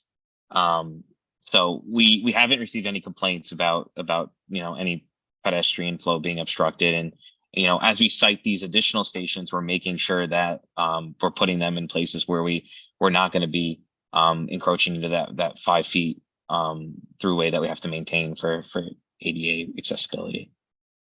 Thank you. My next question is about, and this is, I think I was talking to your coworker, and he explained this to me, so I don't know if you would have the, insight on this, and tell me if you don't. I asked him what was the initial pushback, and he was saying there were two. There was the no cars, people with no car, and then surprisingly, he said people who have gas cars were pushing back too. Can you just explain that and how you guys navigated that? Yeah. So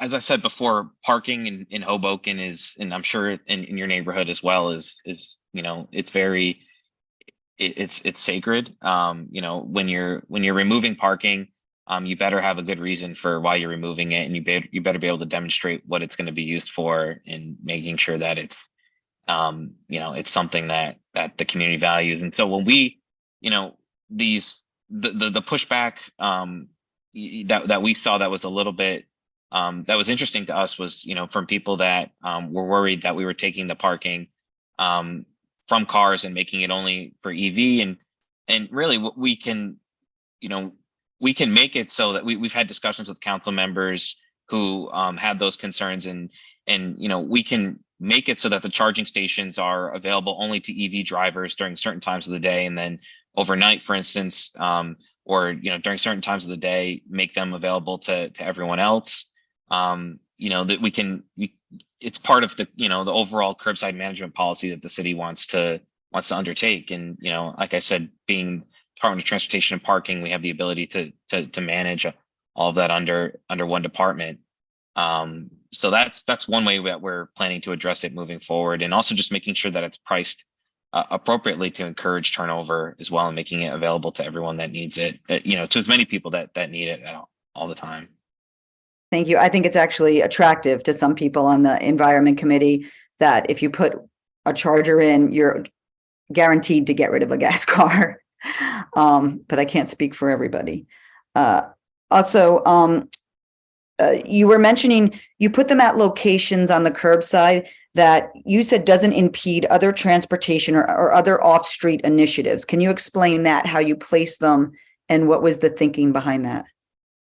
Yeah, so this just to clear it up, we're in the planning phase. Our city council has ordained several locations for the next phase, which will be the large scale implementation of curbside charging.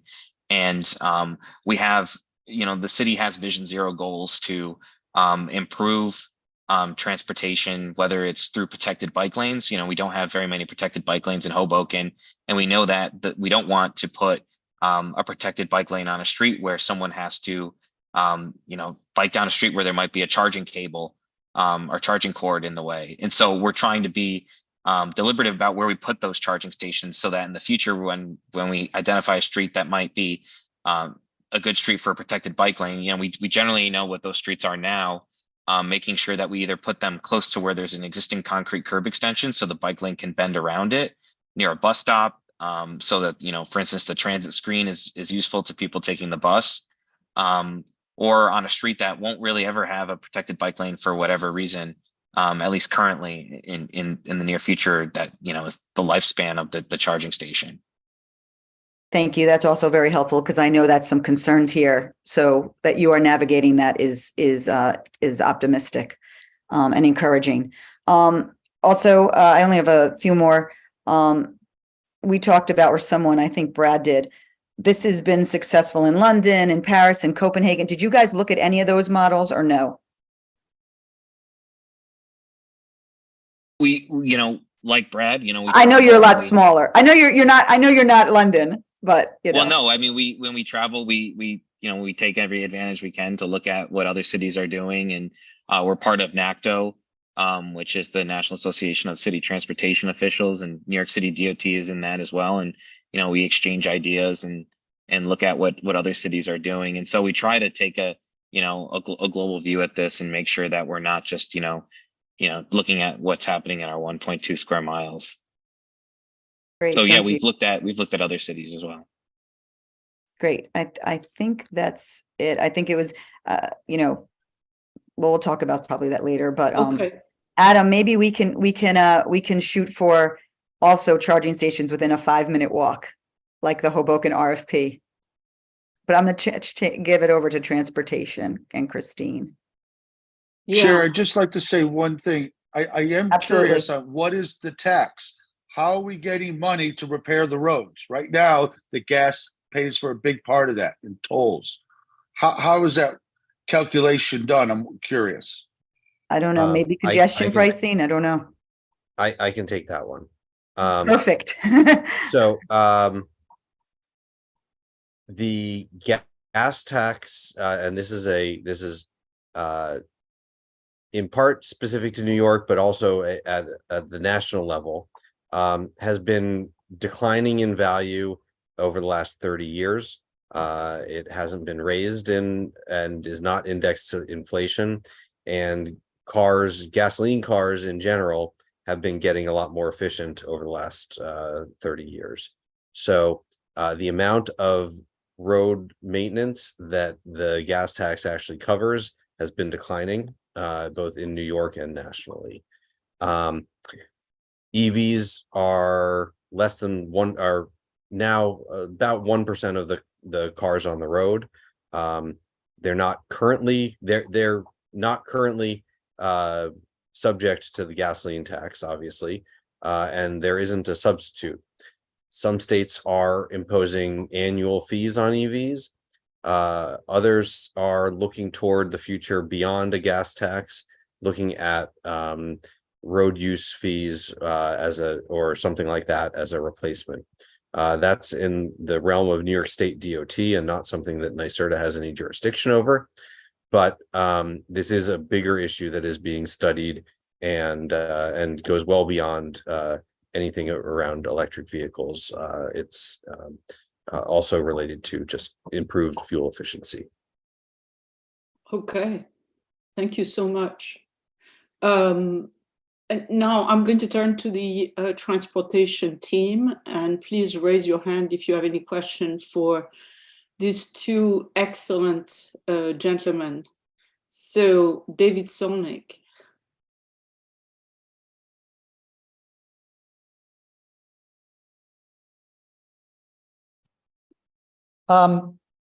So I think it's fantastic that the state has a program like this, promoting EV ownership and charging. The state, New York, is not a particularly dense state. Actually, it's not in the top 5 in the country, and most of the state doesn't have particularly high public transportation.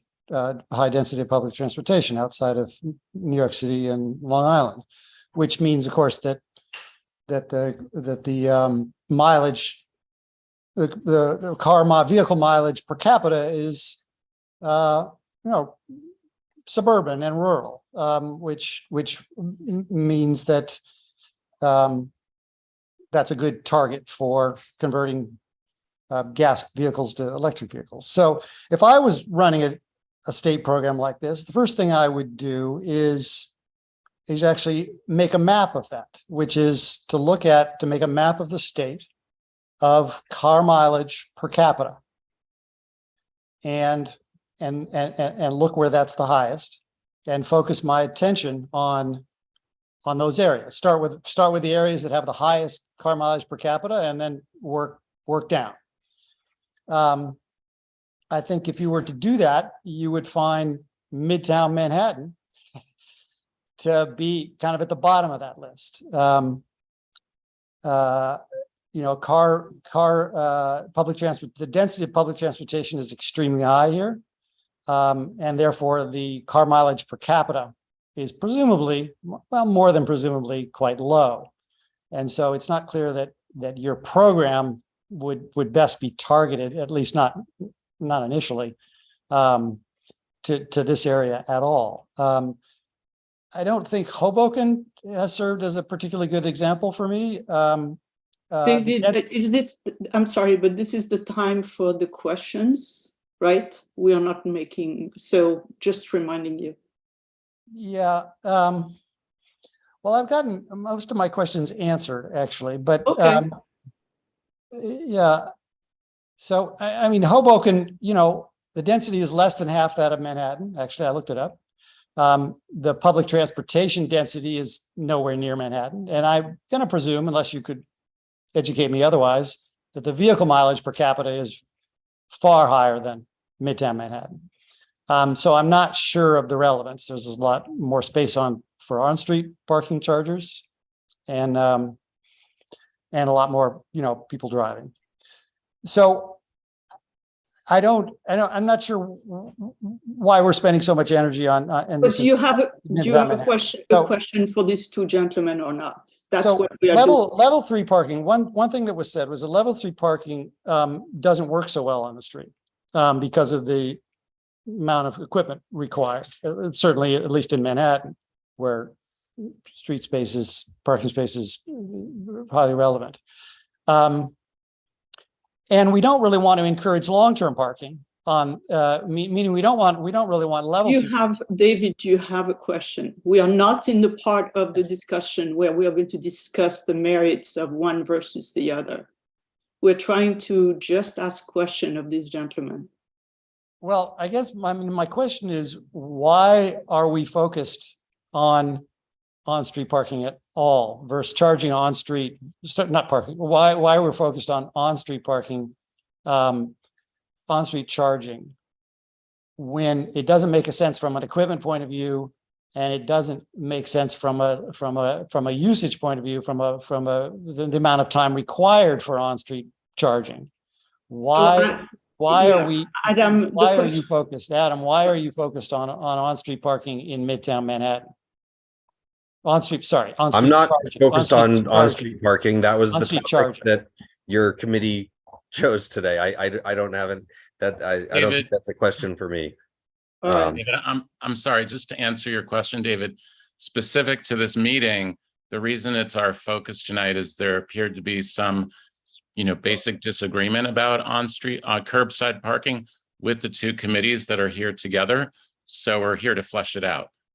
Okay, but I think if I may translate that question, Adam, I would ask how much money from the state is being given to level 2 on street, to your program, which is level 2 on street, versus the other program, which are level 3 in any other context. So our level 2 charging station program is not specifically for on-street parking. Okay. It is for parking in all different charging in level 2 charging in a number of different contexts. The vast majority of which are not on street. Okay. I think the city's program is really the one that's focused on street parking. Got it. And okay. Can we move to Brett? Christine, does this mean that there was? I find it hard to believe that we're going to go through all the committee members. You're saying you only want questions, but I certainly hope we're not going to go through all the members of both committees and now ask for comments. So that's why I was combining my comments and we not will. expecting to speak again. We will. We definitely will. We will. Then we'll be here for a very long time. Yes. Okay. Brett. Okay. Yeah. Thank you. Just a question, and I just. It seems like you have some data, you've done some surveys, I want to get an idea of how data driven or how data informed you're looking at it. And if you're getting into the level of looking at specific neighborhoods and communities like ours. So I'm wondering if you have any idea if the people who would be using on-street charging stations within our community district are more likely to live in the district, or if they're going to be more likely people driving in from outside the district. Do you have any data that might give us that kind of guidance to understand who are the users of these stations in our district? So we do have good data by zip code on vehicle registrations, on EV registrations. Oh, and where do we that's- find that? Can you share that with us? Yep, that's online, publicly accessible, and I'm happy to share that with you. That'd be great. I would say city DOT probably has better data on actual travel patterns and parking patterns within your district, as far as where people are coming from. DOTs tend to have better data on kind of origin and destination of travel. That's not something that I have, that NYSERDA has much access to, but I think city DOT and state DOT probably have better data on that. I'm not sure what level of granularity it is, though. Okay. Alan? Hey, Christine, can I jump in for 1 second here to maybe answer David's question very quickly? He said, why are we here? And Dale answered it. Well, it's just that I just want one thing. Hold on. I'm sorry. It's just because that the city is implementing a program and we don't, they haven't done it in this district, but the program is going. And I think we had questions about that specific program. Unfortunately, DOT is not here. I think that was why this was brought up. I could be wrong, but I think that was why it was brought up. Okay, you're right. Alan. Thank you, everybody. I think WPE did a good job with a lot of good questions. So my two simple questions are: if I'm using an app and I'm searching up and I find a spot but it's being used and I reserve that spot or queue up on that spot, does that lock that station up for me, or can anybody just jump in when the other person gets out there? Or in other words, can you reserve it like a seat somewhere where it's it could only be used by my credit card or my app to activate? Adam. My understanding is that if not every app allows for reservations, but the ones that do, when it gets to be the time for your reservation and possibly, for some period of time before that, it won't activate unless your app or your RFID tag or whatever is the one activated. Okay, that's a good idea. Also, I'm sorry, go ahead, Greg, you may. Yeah, I was gonna say, so the charging stations we have screens, and when you pull up, it'll tell you if the port is available. So that it'll indicate, for instance, if it's been reserved or if it's out of service for some technical issue. And then it'll also subtract the number of available ports from the map when you see it when you're coming to it through the reservation. So it'll be reserved for the specific user that reserves it. All right, thank you. And also, in terms of installation, given all the infrastructure, of course, Manhattan has maybe more infrastructure that you have to deal with than other cities. Have you found any cause where you thought you could put a station in, and once you start digging it, you said, "Oh, made a mistake. We have to go dig up another part of the sidewalk"? Has that occurred? No,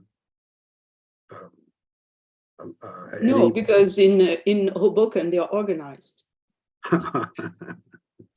Okay, thank you very much. So I can say that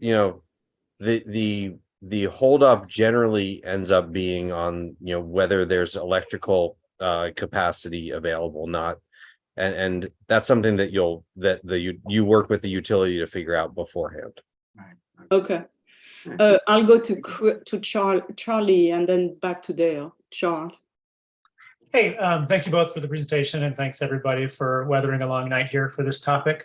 I'm curious about Hoboken street parking in general. Is street parking free in Hoboken? And if so, are there residential permits? No, they said they had a residential permit. There's a residential permit, but is it how much? What is the cost for said permit? For the first permit, it's $52 a year, and it escalates. I don't know how more expensive it gets after that. And then there's reserved for just residents only on one side, and then residents and then visitors have a 4-hour limit and have to pay to park on the other side of the street. Got it. Okay, thanks for clarifying that. I'd also like to commend you for your amazing work with Vision to Zero and Hoboken and daylighting. It's really inspiring what you guys have been doing. One other question about the kiosks. I agree with others who think they look like NYC, Link NYC. I'm curious, what percentage of time on those screens are dedicated to advertising? Like Link NYC, it's 75% of the time, it's just advertising. Do you know, is it? Because I'm skeptical of seeing such a service as a community benefit if it's like Link NYC when we're mostly just getting ads for movies. What's the answer, Craig? I'd have to look at our contract. It's mostly advertising, but we've been told there's a way to incorporate like transit information while there's advertising. So we're hopeful that the information that we want to be displaying to the public, for instance, transit and community messages, is available, most of the time. Got it. Thank you. That's helpful. That's all my questions. Viren. Yeah, very quick question. I think if I understood correct, utility companies like Con Ed might be actually installing the infrastructure. They might be getting state subsidies and whatever have you. Would they be collecting fees from the users similar to what Con Ed currently does with electrical services? Everybody pays $20, whatever, maintenance fee for maintaining the infrastructure in the city. Would there be such fees?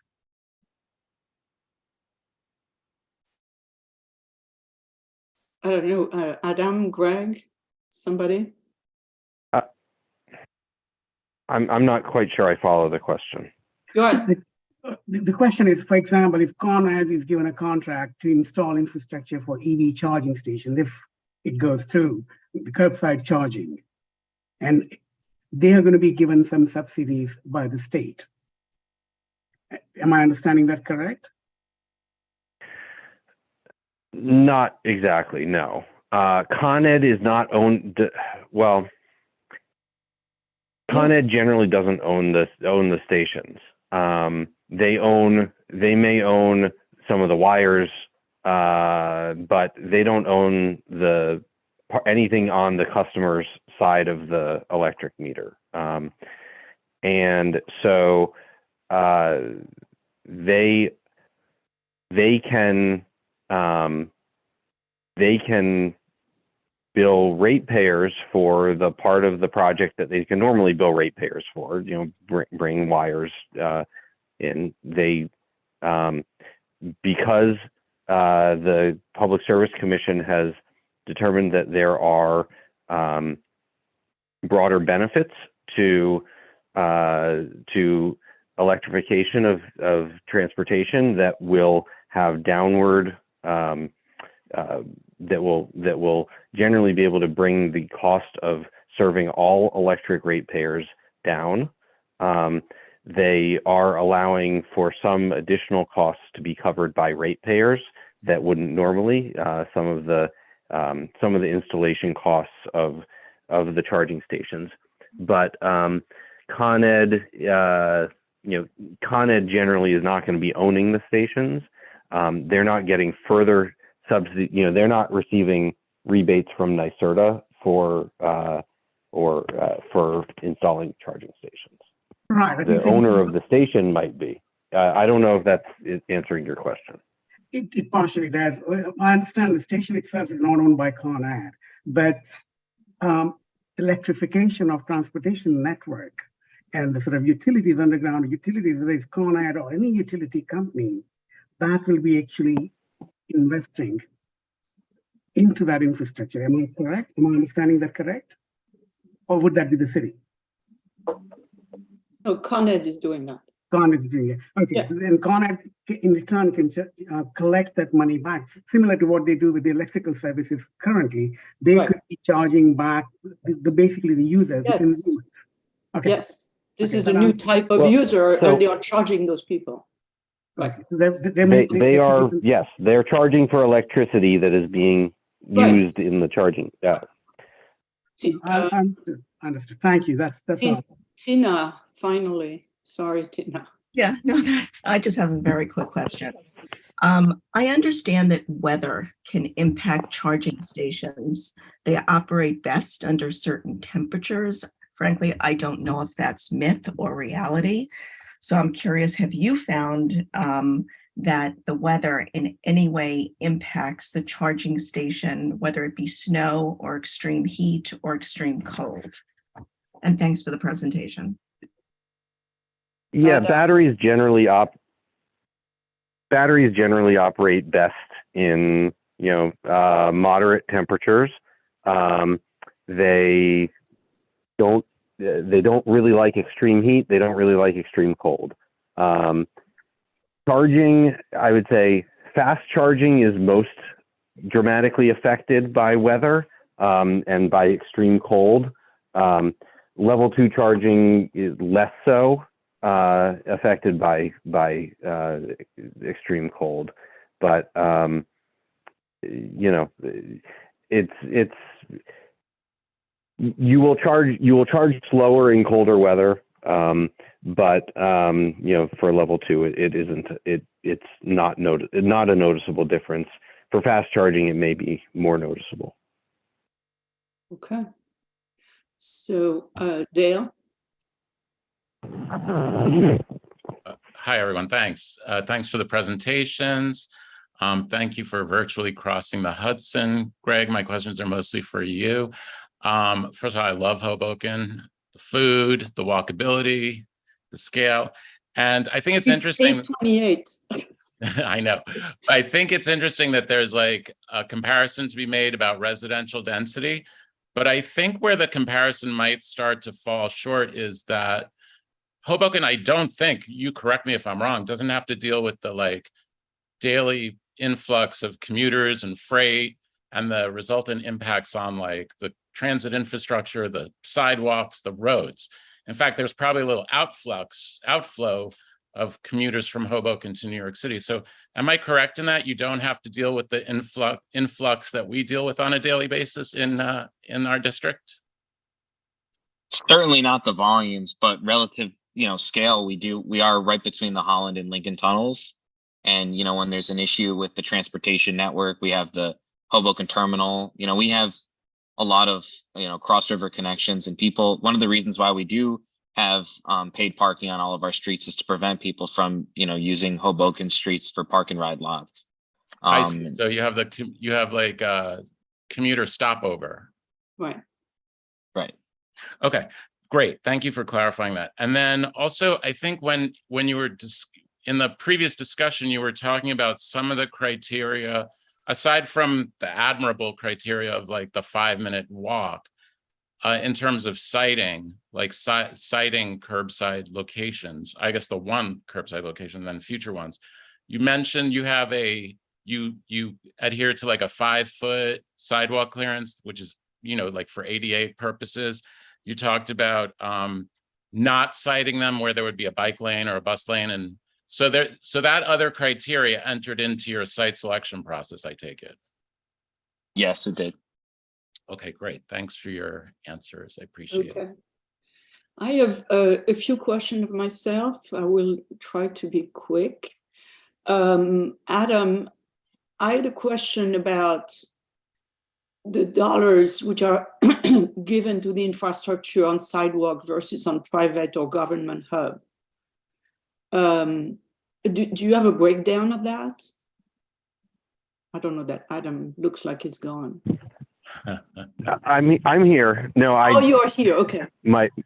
I'm here. My dog just needed to go outside, so I'm on the phone and not on video.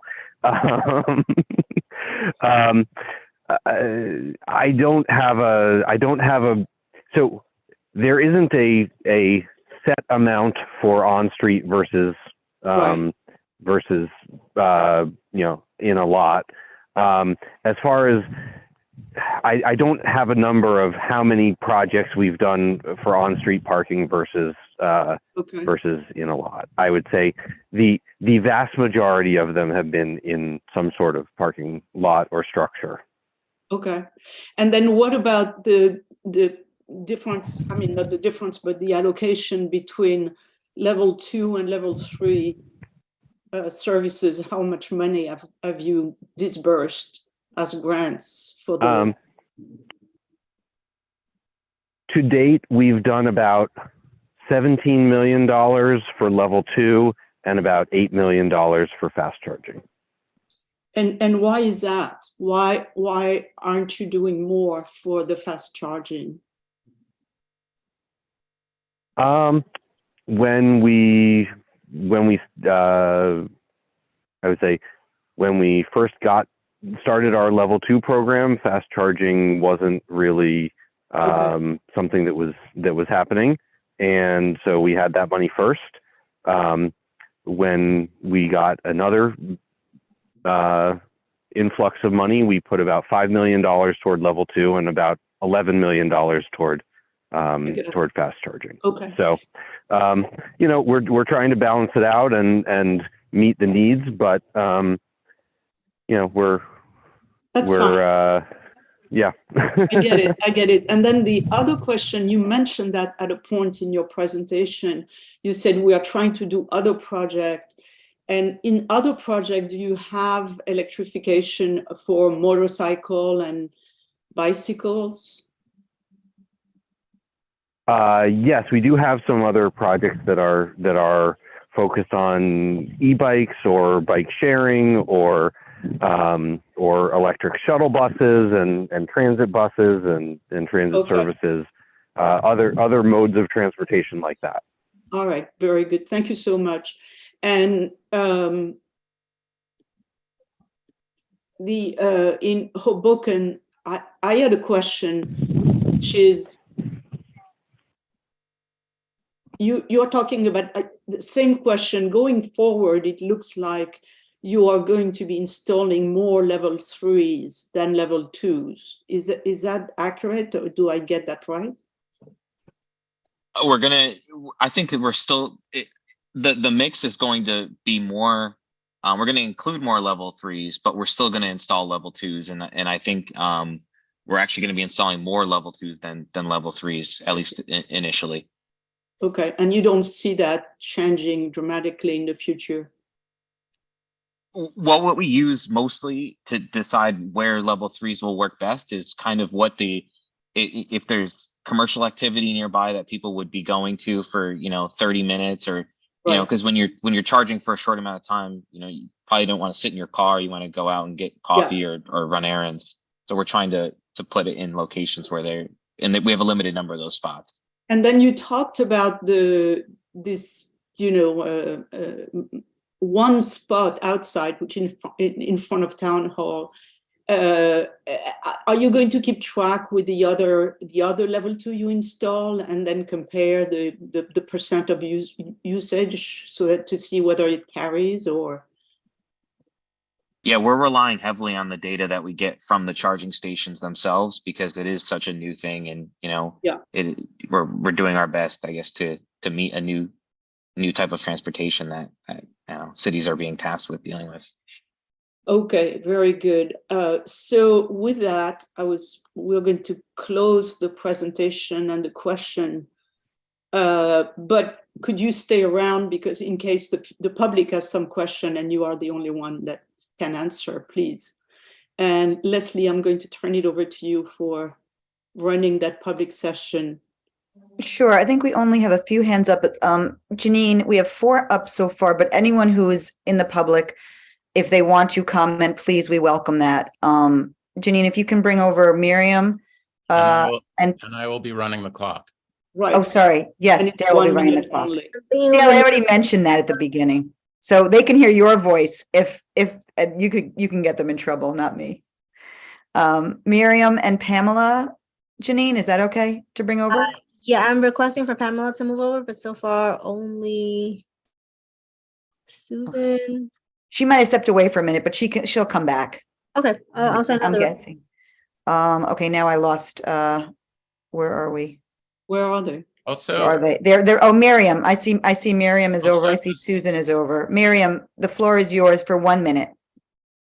I just wanted to add something to Fred's because I was disturbed when I heard the comments that this is for a private use. I think that anything that promotes less pollution is for all our use, just like charging bicycles, which not everybody can use, is for everybody's use, not just the bicyclists and not just the drivers. Spoken as somebody who doesn't know how to drive, and I say that proudly and never will, and also somebody who cannot ride a bicycle in the street because of my back, but I promote both. It's for all of us. It's not a private need, just as charging the bicycles is not for a private need. It's to reduce traffic and to also help get people back on the subway. Which is what I've been very involved with Elevator Action Group and Danny Perlstein's work on Riders Alliance, get people back to mass transit. And what transportation we have is for safety and for less congestion and for less pollution. That's my comment. No questions, just a comment. Thank you, Miriam. I apologize if I don't go in order as your hands were up, but I see David. Hi, David. I see David is over. Go ahead, David. Your one minute is yours. Thanks, Leslie. I'm assuming you mean me. I'm not sure how many other Davids. I'm sorry, David. Yes, David, you. Sorry. Yeah, so thank you everybody for the presentation and the thoughtful question. I'm the president of the 45th and 46th Street Block Association. Just wanted to say a word about our already overcrowded sidewalks.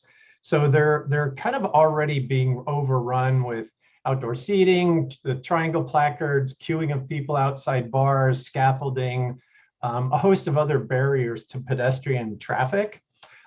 So I think that placing these charging stations on a sidewalk prioritizes cars over people. What it specifically does, it makes it more difficult and dangerous for everybody, but especially the elderly and handicapped who already have a tough time maneuvering past the streets. 5 feet, I think, is a ridiculous amount of space, like ridiculously less than is needed for people who are disabled. I think that those cables, the charging cables from those things pose hazards such as tripping hazards and whatever. So I think that also placing these charging things on our sidewalks sends a message and sets a precedent that chips away at public space and seems like really poor pedestrian design. So last thought, electric vehicles and charging infrastructure is a great idea, but you need to consider human nature along with the logistics. So thank you very much. Thanks, David. Thank you so much, David. I see Susan is over. Hi, Susan.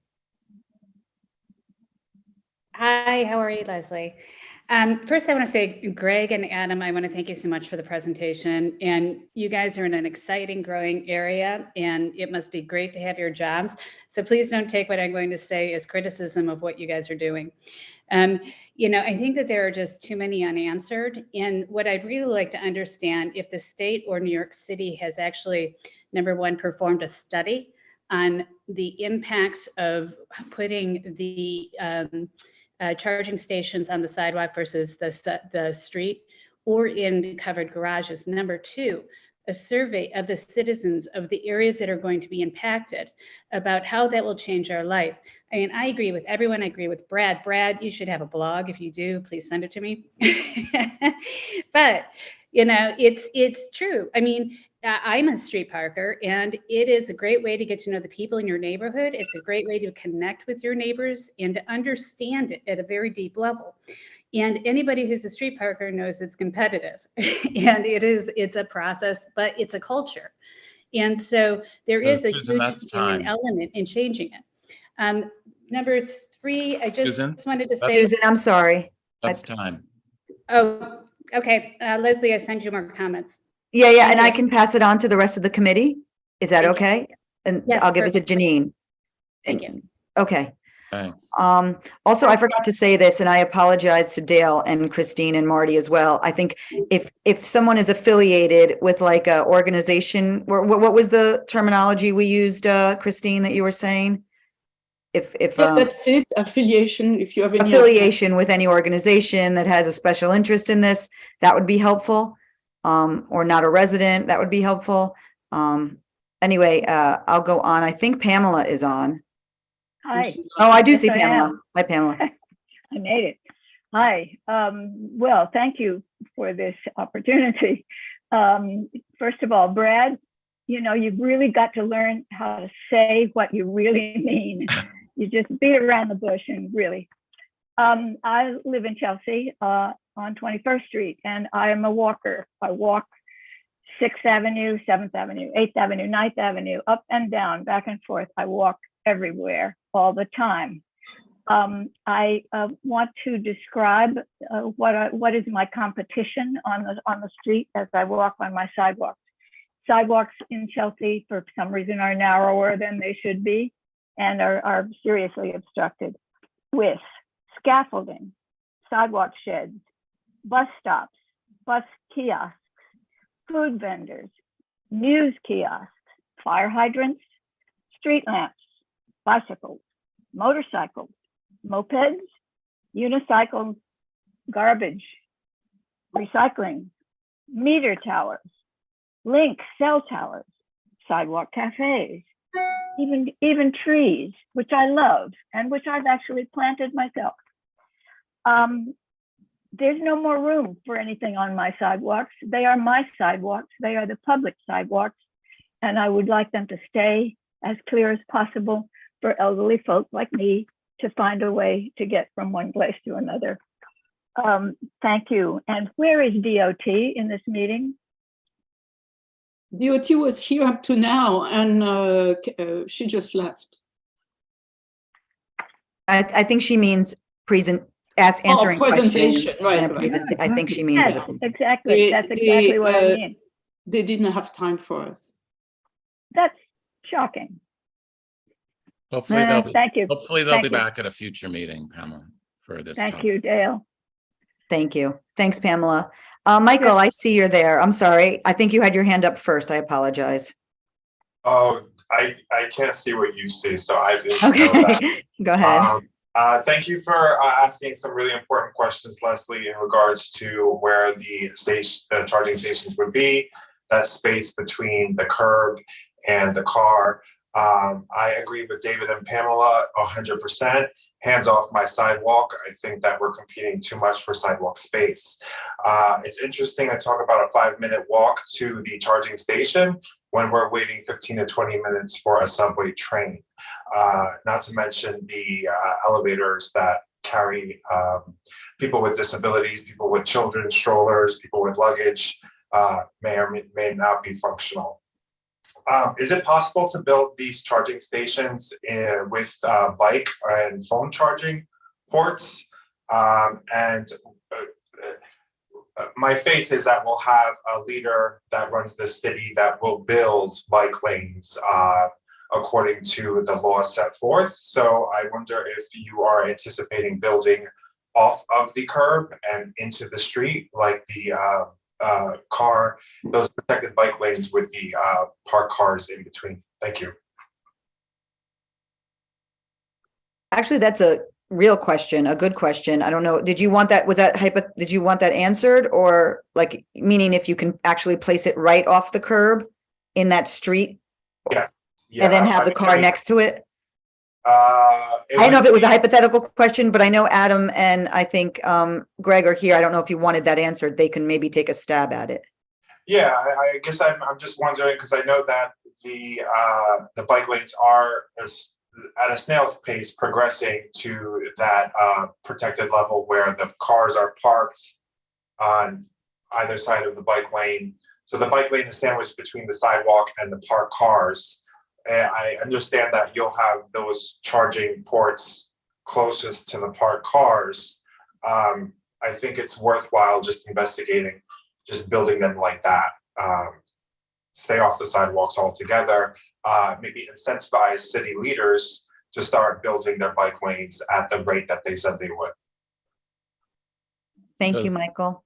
So if I understand, just to understand the suggestion is that the charging stations would be in the roadbed under the conditions where they would be either in the parking lane or in an adjacent lane to, like the lane which Floating lane, the floating lane, lane. the lane which protects the bike lanes.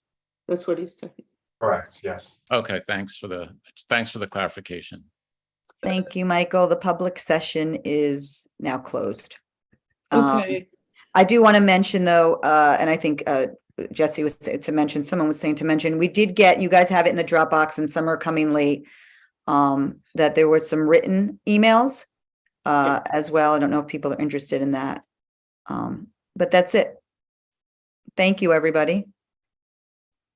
Okay, so Thank you for having me. I do need to go. But, yes. Adam, you don't want to stay for the next hour? Is that not on your? Thank you, Adam, for the Thank you, Adam. And Greg, it's okay. Greg, you can go feel free to too. follow up with questions. Yeah. Thanks, Adam. Yeah, good job, Adam. Thank you, everyone. Appreciate talking to you all. Greg, thank you very much. Okay, so now the way it was organized is TPC, me, we're going to lead the discussion about the sidewalk placement and then make a vote. And then WP Leslie is going to do the discussion on a pilot. So if you want to make comments, please raise your hands in any order. It doesn't have to be. And then we'll take all the comments and then, essentially take a consensus or put a motion to discuss. Lowell first. One factor I want to add into all of this, as reported in the New York Times today, the state legislature, or at least the state Senate, has proposed giving the New York City Council the right to create a permit parking system in the city's residential areas, which would mean us, in all likelihood. So I don't know how that factors in, but if, Brad said he wanted to take 22nd Street and make it all electric, vehicle charging, that would, if it's permit required to park there, we would eliminate the possibility of, did Greg leave? We'd eliminate the possibility of people from New Jersey coming in and parking on 22nd Street and charging their car there because they'd be required to have a residential parking permit to park on 22nd Street. I'm not sure if or how that factors in, but since it was just proposed by the state Senate yesterday, I wanted to make sure everyone had that on their radar because I think it does affect this discussion somehow. Thank you. And so for the other people, it would be really good to focus, it's very late, but to focus on the issue of, are you in favor or not of putting the, we have learned a lot today. Thank you, Leslie, for getting the speakers, and whether you are in favor or not to, and why, of putting the chargers on the sidewalk. So Brett. All right, thank you. So I'm definitely not in favor. I'm going to make just 4 points. Why? Try to keep them succinct and not use as many 4-letter words as Brad did. So the first point I'd make is the Transportation Committee has a survey trying to prioritize what to do with our curb space. So there's a lot of competition for these curbside spaces, and supporting automobile parking was not high on our survey. So I think the people in our district seem to have spoken based on that. The second thing, we have a whole issue with congestion. We can debate all day long where the congestion is coming from. For those who have automobiles, we know that driving around looking for that parking causes a lot of extra mileage on our streets. If we're going to have another element why people might drive around trying to get to that charging station, maybe they're all filled up. You're probably like a taxi cab. That's going to add to the mileage on our sidewalks as well. The third point I would make, and this is just sort of a cost thing. It's a little philosophical. I know a lot's been made on if someone can afford an electric car, then certainly they can afford to find a private parking space in a garage to charge. Yes, there's more subsidies and these have become more available. It's also parking. The cost of being able to find parking in the city is also where someone's spending ability is. So I think there is sort of an equity issue here. If we're going to make public space available, people could afford cars instead of, say, an extra public space, an extra open restaurant spot. And the fourth point I'd make, and this is also a little bit philosophical, but this is just stepping back. If the electric vehicle industry can't get fuel to the automobiles, they can't afford to make sure that there are fuel supply is available. There's something that just doesn't sound sustainable about the industry. It feels like the market needs to be able to fix this. And I understand the public need to reduce the pollution and the benefit to wanting to subsidize this, but it seems like the industry, long term, if it is going to be a sustainable solution, needs to be able to get the electricity to the cars without having to rely on public subsidies to do this. Again, it's debatable. Yes, no. I don't see this as necessary as affordable housing, since we do have alternatives for transportation. Whereas something like subsidizing housing is something that is an absolute necessity. So I think all those 4 points all together, it's really hard sell for me to think we should be putting on curb charging stations, especially if the data pans out that the people using this won't be from our district, but might be more likely to coming from outside of our district. Thank you.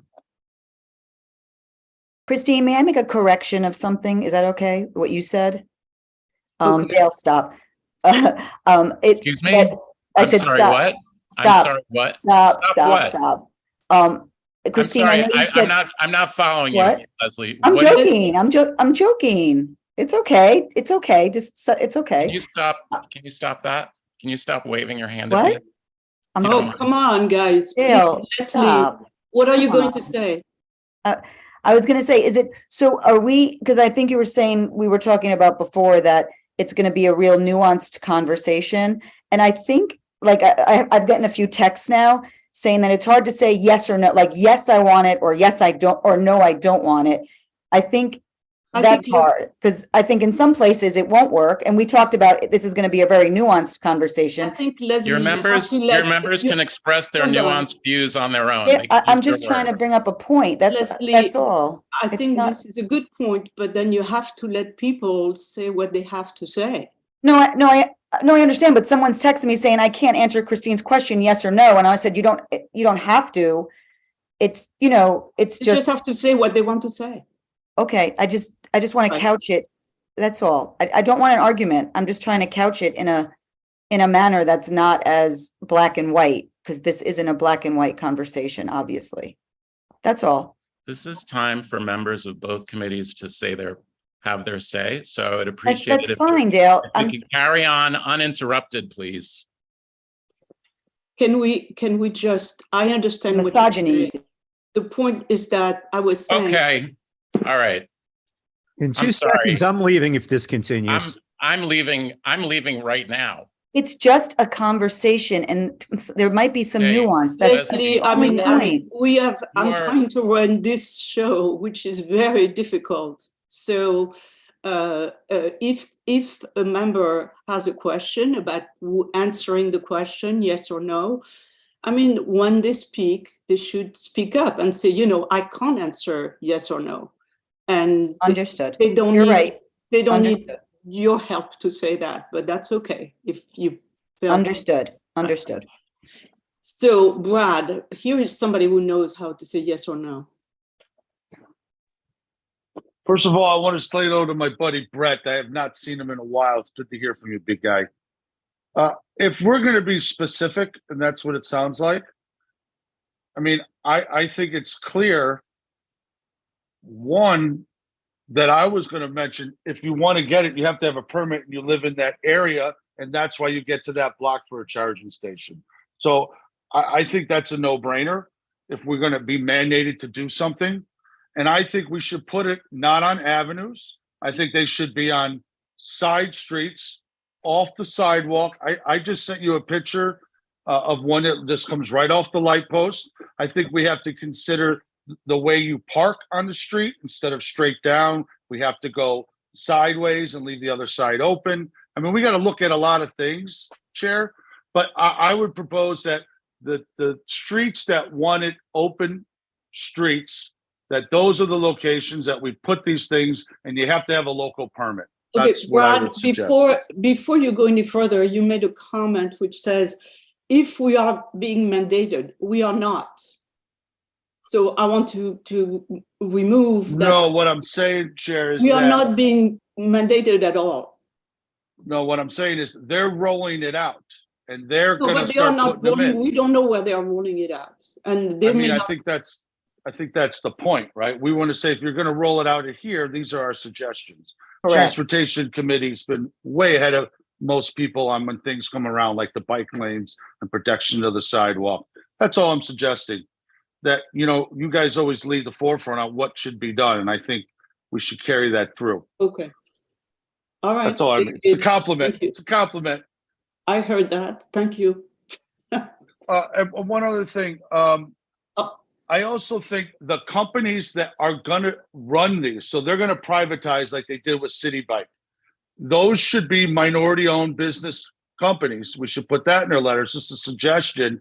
I don't need a big oil company now taking over a new sector in batteries in New York City. Okay. So minority owned. Got it. With the green offset. David. Yeah, you know, I've been, the longer this has gone on, thinking about this more and more philosophically. And, you know, I'm kind of wondering, what is the point of these charging stations? Is it to encourage New Yorkers to buy electric cars? You know, the future is going to be all electric cars anyway. And I have a big underlying reservation about making New York more car friendly. The pollution that comes from fossil fuel cars is only half of the problem that they bring. Half of it is, the other half is pedestrian safety and the amount of the public realm in the street that they consume.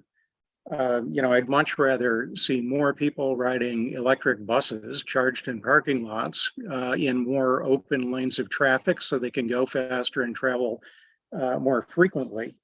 I just can't support the charging stations because I think it's a big step toward making New York car friendly, which is the wrong direction to go in. Okay. Charlie. Thank you, Christine. I am not in favor of any curbside chargers on the sidewalk. I agree with the member of the public who summed it up pretty well with hands off my sidewalk. I strongly agree with David's point that he just made about not making New York City more car friendly. We have a lot of cars, a lot of congestion. That's why we're getting congestion pricing. And I think, you know, I don't think we need to be accommodating to encourage people to buy more cars. Obviously, we want people to get rid of their gas vehicles, but I think that's on the way anyway. Maybe not the perfect comparison, but we don't put gas pumps on the sidewalk. We have gas stations. I just think that there are, you know, there's other ways to solve this. There was an article last week about Revel is having some charging parking lots in Brooklyn and maybe around the city. I think that type of thing. I mean, how do people who have gas cars fill up their car in Manhattan? What are there, like 2 gas stations in our district? Like there's not, we don't provide that. I have a feeling that people fill up their tank on their way back in from their, you know, trip to IKEA in Jersey, or they fill it up when they're in their second home in the Poconos. I don't think they're filling it up on 11th Avenue. So I just don't think we need to provide this. I think in garages is a great, and in private entities. I think it's interesting that Hoboken doesn't have any free street parking. As Lowell said, that's something that was in the Senate news out of the state Senate today, that we might be getting that. So that will certainly change things. But I think until we charge for our curb, hopefully a fair market value for our curb, we can't be giving away additional amenities at the curb. I don't think people, like, I'm obviously, not a fan of the car, and I'm Mr. Bike. And I think most of you guys know that, but I think people who are on the other side of this don't want this either, because the street parkers who store their vehicles for free on the curb and only use them once every 2 months to go visit an in-law in Jersey, and otherwise they just get in their car and move them for 20 minutes for alternate street side parking. They don't want to give up the spaces either. So I kind of think we're going to have political opposition, both from anti-car people like me and street parkers on the other side of the spectrum. The comparison to Link NYC, I think, is really apt. I hate Link NYC. I hate the pop-up advertisements that are all up and down 10th Avenue and 8th Avenue. I think it's frankly gross that in our lovely community we have ads for movies and liquor and whatever. And as I said, 75% of the time is dedicated to advertising. Yes, a community board 4 meeting is there 15% of the time, or an Eric Botcher message. But, you know, we're paying for those things with our attention, and I don't see that as a community benefit. And then finally, the last thing I'll say is that I do worry that installing these things on the sidewalk will prevent us from making future improvements like bike lanes, like bus lanes. We want to have a dedicated, you know, bus lane for the M11 on 9th Avenue, and you know, we want it now, but we're trying to get it from DOT. We say we can't do it because we installed these, you know, these charging stations. I did think the one point about installing them in the floating lane is interesting. I could see, you know, having a protected bike lane in the same way we have protected bike lanes and then city bike racks and then parking sometimes. I could see there being a, you know, protected bike lane, some chargers, and then some spaces, but not on the sidewalk. That's all. Thank you. Bjorn. Yeah, thanks, Charlie. I think you covered quite a few things that I want to talk about. But I think first thing first, not in favor of curbside charging stations on our sidewalks. They should be just the way the gas stations used to be, privately sort of owned and managed. And it should be a similar approach through the private sector should be in place rather than city subsidizing our public space and public sidewalks for private benefit. Second thing I'm going to say, if we, Christine, you said we're not being mandated, but if push comes to shove and there is a need for us to have select spots, those select spots should be sort of premium charged spots. Like typical parking might be whatever it might be, 25 cents for a few minutes or whatever. They should be premium charged parking spots where people can go and park their cars. And last point is that whatever proceeds that we make by charging premium for those kind of select parking spots, that money should be actually invested back into public infrastructure, so our reliance on cars is reduced furthermore. Those are my 3 points. Thank you. Okay. Lowell. I was the one who texted Leslie and said, I'm not sure I can answer Christine's question because I don't have enough information. I thought you were smarter than that. Just kidding. I can't answer a question this big based upon information from some guy from Albany and some guy from Jersey. I want to hear from state DOT before and city DOT before this board takes any kind of official position. That being said, a couple of things. First of all, I would tie this to the Senate's suggestion of permit parking in residential areas. So that way these chargers would only be available to local residents. I am actually agnostic as to whether they go on the sidewalk or in the, what did you call it, Christine? The side lane next to the floating lane. The floating lane. I'm agnostic as to that. People don't walk in between tree pits. They walk down the sidewalk and the tree pits take away part of the sidewalk. If you put the chargers in between the tree pits, you wouldn't be obstructing pedestrian flow for the most part. So I would be okay with that. I'm okay with it in the floating lane.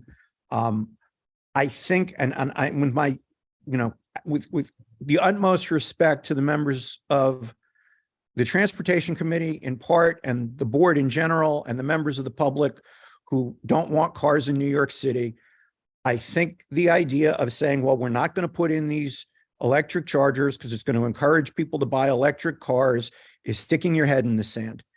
The state of New York is going to require all cars to be electric. We know that, we've heard that, it's the law, or it's going to be the law, or whatever it is, which means people are going to have cars, whether it's congestion pricing that limits the number of cars, whether it's permit parking that limits the number of cars, there are still going to be cars on this island. And I do believe that we need to provide for charging mechanism because it's not the same as a gas station. Gas stations exist because the gasoline has to be delivered in bulk. This doesn't have to be delivered in bulk. As Brad was pointing out, you could draw power off of a lamppost if you needed to. And maybe we do it that way instead of these, fancy chargers. Maybe they find a way to do it off of all the lampposts. They're obviously doing it in London, according to Brad. So maybe that's something we need to look into, but we need more information on. Finally, I don't want to see Con Edison or minority-owned businesses or anyone making money off of this for providing it. Let them, cover their costs. Let them make a small profit, and there should be a huge tax on the companies providing this, with the money going back to the MTA. That's part of the whole thing about the permit parking is the money would go to MTA. Let's find other revenue sources for MTA so we can, fix subway and bus service in this city. So maybe people will want to drive cars less, but to say we're going to eliminate cars on this island is sticking your head in the sand. I don't have enough information to say, yes, I want this. No, I don't want this. I've given you all my views. Christine, do with it what you will. No, this is really good.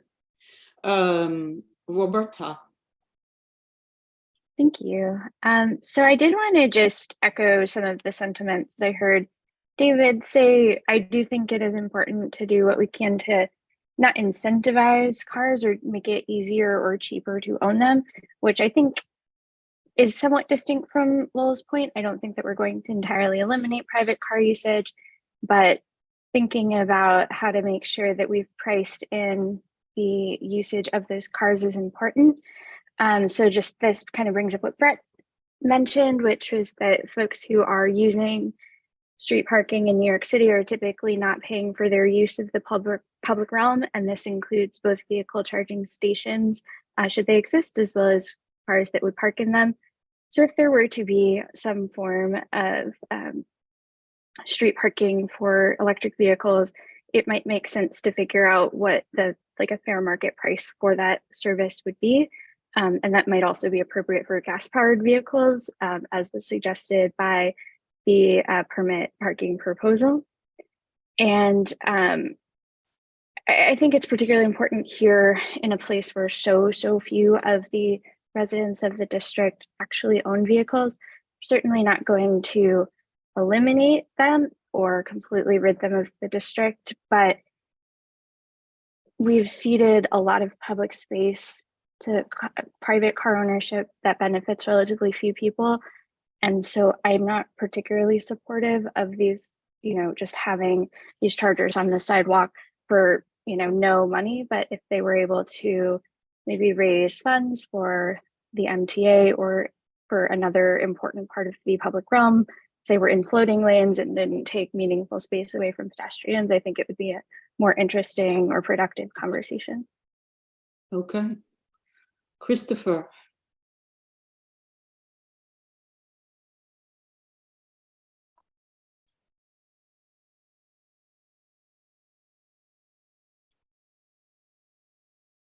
Christopher. There we go. I double muted because I have my microphone and my computer mic.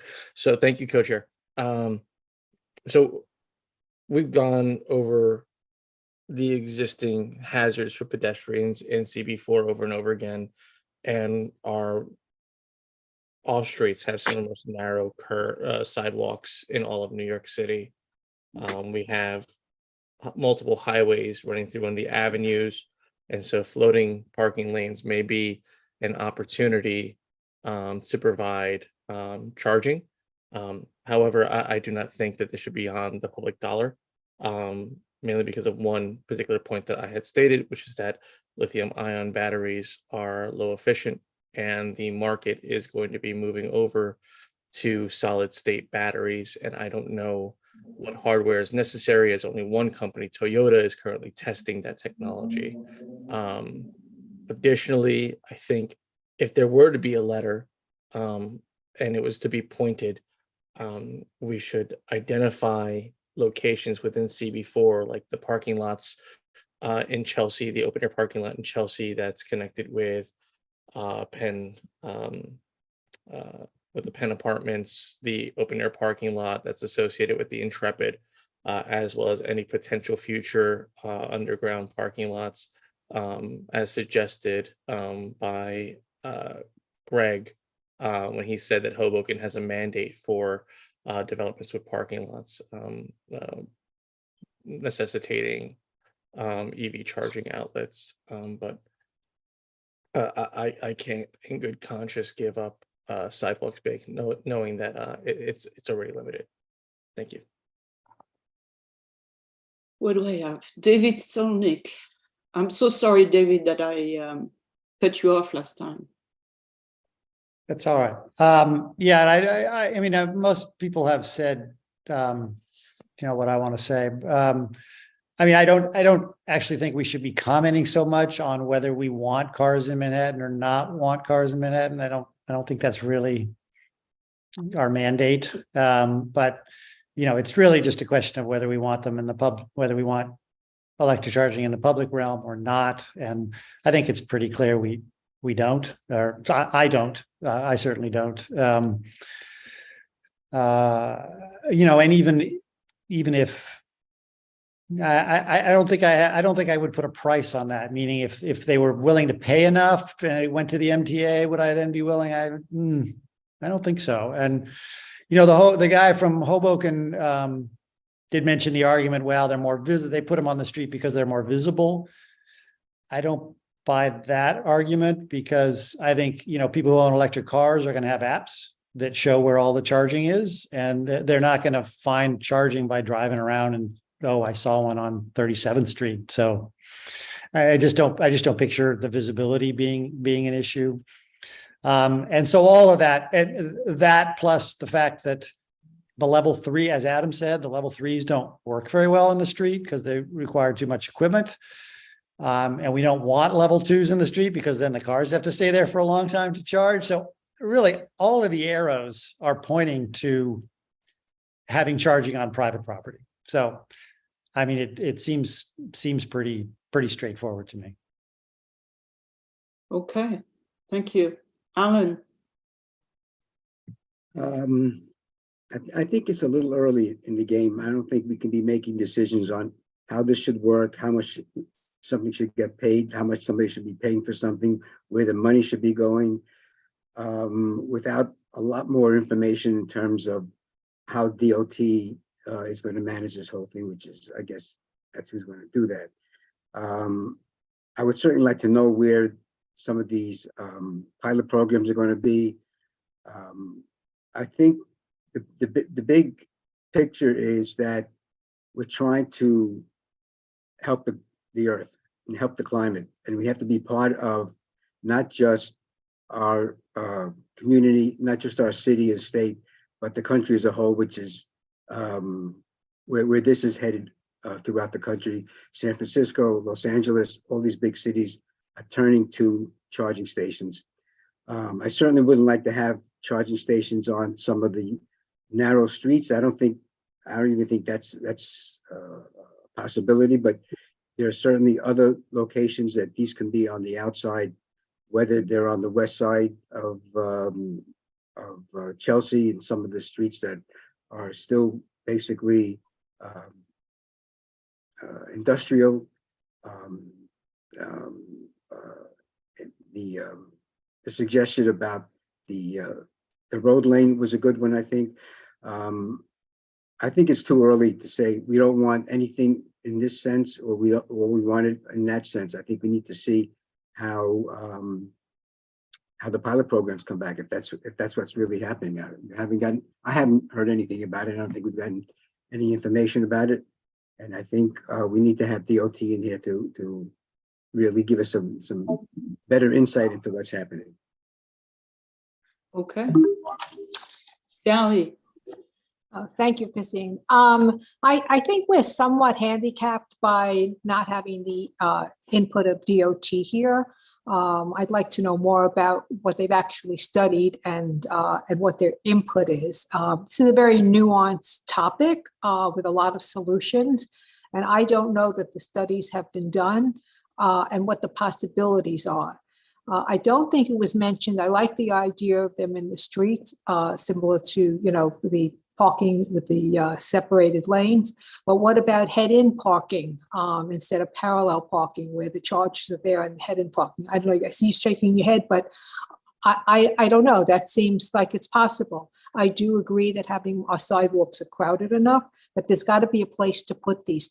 We can't, like Lowell said, I mean, we can't put our heads in the sand. I mean, electric vehicles are coming. Eventually, that's going to be all that's made. How can we not be a city, the greatest city in the world, not prepared to service them, whether they're the cars of the residents that live here and that will have cars, or the people that visit us? They have to be able to charge their cars somewhere. I don't know how we do that. I don't know what DOT's plan is. But the great minds coming together should be able to figure something out that works for everybody. Whether we want to have more bikes and less cars, I don't think that's the discussion. The discussion is that this is what's going to happen. So we have to be prepared, whatever the best solution is to be prepared to service electric vehicles, we need to do it. And I'm not sure, Christine, I mean, to me, it just seems why you immediately shook your head when I said head in parking, because that does take them off the sidewalk and to me gives room for charging. But anyway, I don't have the answers. I would really like to know what DOT is doing, more thoroughly what they're doing. And I think that's the only way you can come to intelligent alternatives of how to handle this. Good. Katie. Hi. I think there's been a lot of good points raised, but I agree with Sally that it's really difficult with DOT, city DOT not being here to really have a better understanding of exactly what this means. The reality is electric vehicles are going to become more prevalent, and we will need to have options. Some of that may be the street, some of it may be in private lots. I don't necessarily think anyone should get charging for free because gasoline is not free. I think when you incentivize something like that, and then you take it away, it just creates more problems in the end. But I think in general, without really knowing from DOT what their full plan is, I think it's hard to really definitively say, no, we absolutely do not want any sort of curbside charging, because we don't know. I mean, if there's municipal vehicles that need to charge, I mean, the city is going to have more of an electric fleet. So we're going to need chargers somewhere, and it can't all be private. There has to be a balance. I just don't know that we have all the information yet to really make a decision on what that balance is, because we don't have the data. We haven't seen it. That's all. Okay. Candice. I pretty much gonna just take from everybody a little bit from everybody, but what Alan and Katie had just mentioned about the empty streets and the municipal fleets, that's where I wouldn't be opposed to it being on the street. They're already parking in that, having the cops down like on 32, like the city parking's already, the cop cars are already there, so maybe their fleets can have the on-street or sidewalk charging. And then also I'm more of thinking, like, I guess with transportation, are y'all allowed to like recommend the garages? Like, is there something, can we start having like talks about garages and their spaces and how much they're gonna be using the e-charging stations? Well, sure, we can talk about that. We can give it also to land use, because that's garages are coming under land use committee. So we can have recommendation to land use collectively saying this is what needs to happen. Yeah, I would appreciate that. Thank you. Okay, Jesse. Thanks. This has been such an interesting conversation. I've learned so much tonight. My just only reaction is, it sounds like the technology is getting better and better.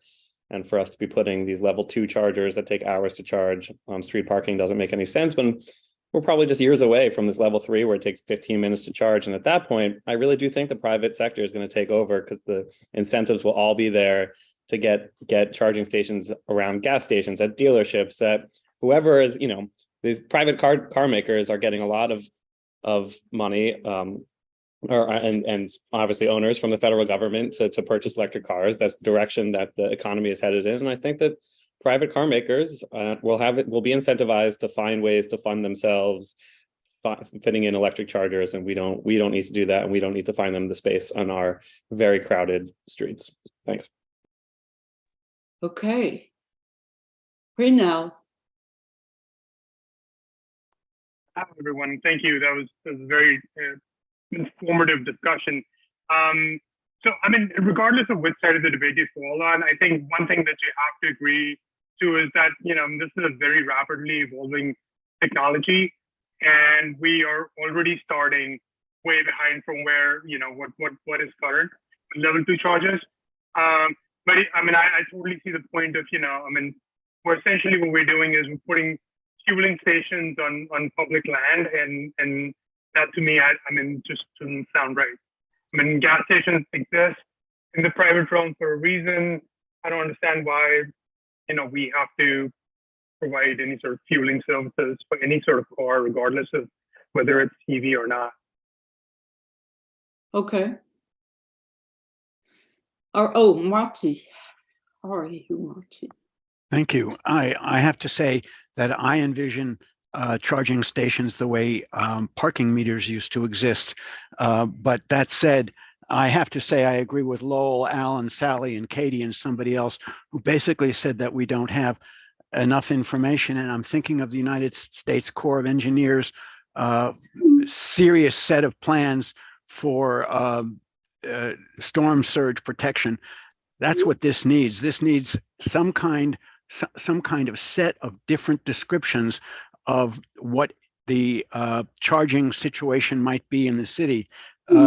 We've talked about lampposts, link, cables over the lanes, setting them in floating lanes. There's so many variables here that, as Lowell said at the very beginning of this conversation, is just too much to vote on. So short of recommending parking meters, charging stations all over the place, I think we are at much too early a stage to write a letter that says this is what we want.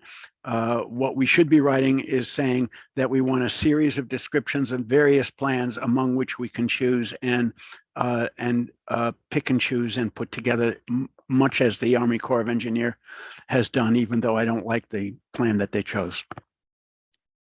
Okay. Leslie. Thank you. I think everyone knows which side I fall on.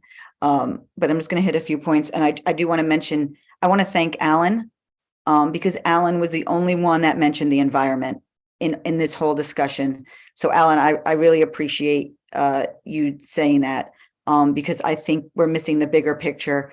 And I really don't want to be climate NIMBY. And that is actually a new phrase now for people who don't want new infrastructure in their neighborhoods. And I'm just going to bring up two examples. In New Jersey, if you guys go suburbs, you see these solar panels sometimes that are off street and they're up on the posts.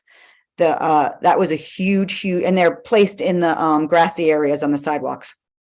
That was a huge pushback.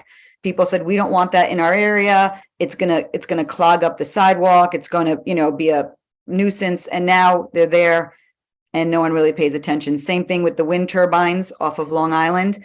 People are saying we're supposed to be getting it done, but now people say, no, it's going to obstruct our view. We want a clean view. I think we're teetering a little bit on that when we're talking about, the sidewalk, we want it clear. Yes. I mean, obviously the least amount would be fine. I just think that technology is moving and we're trying to get our planet. I don't want to get on a soapbox about that, but we're trying to get the city cleaner and greener and making a big incentive and push on that. And just to add to someone said something, by the way, guys, this is happening.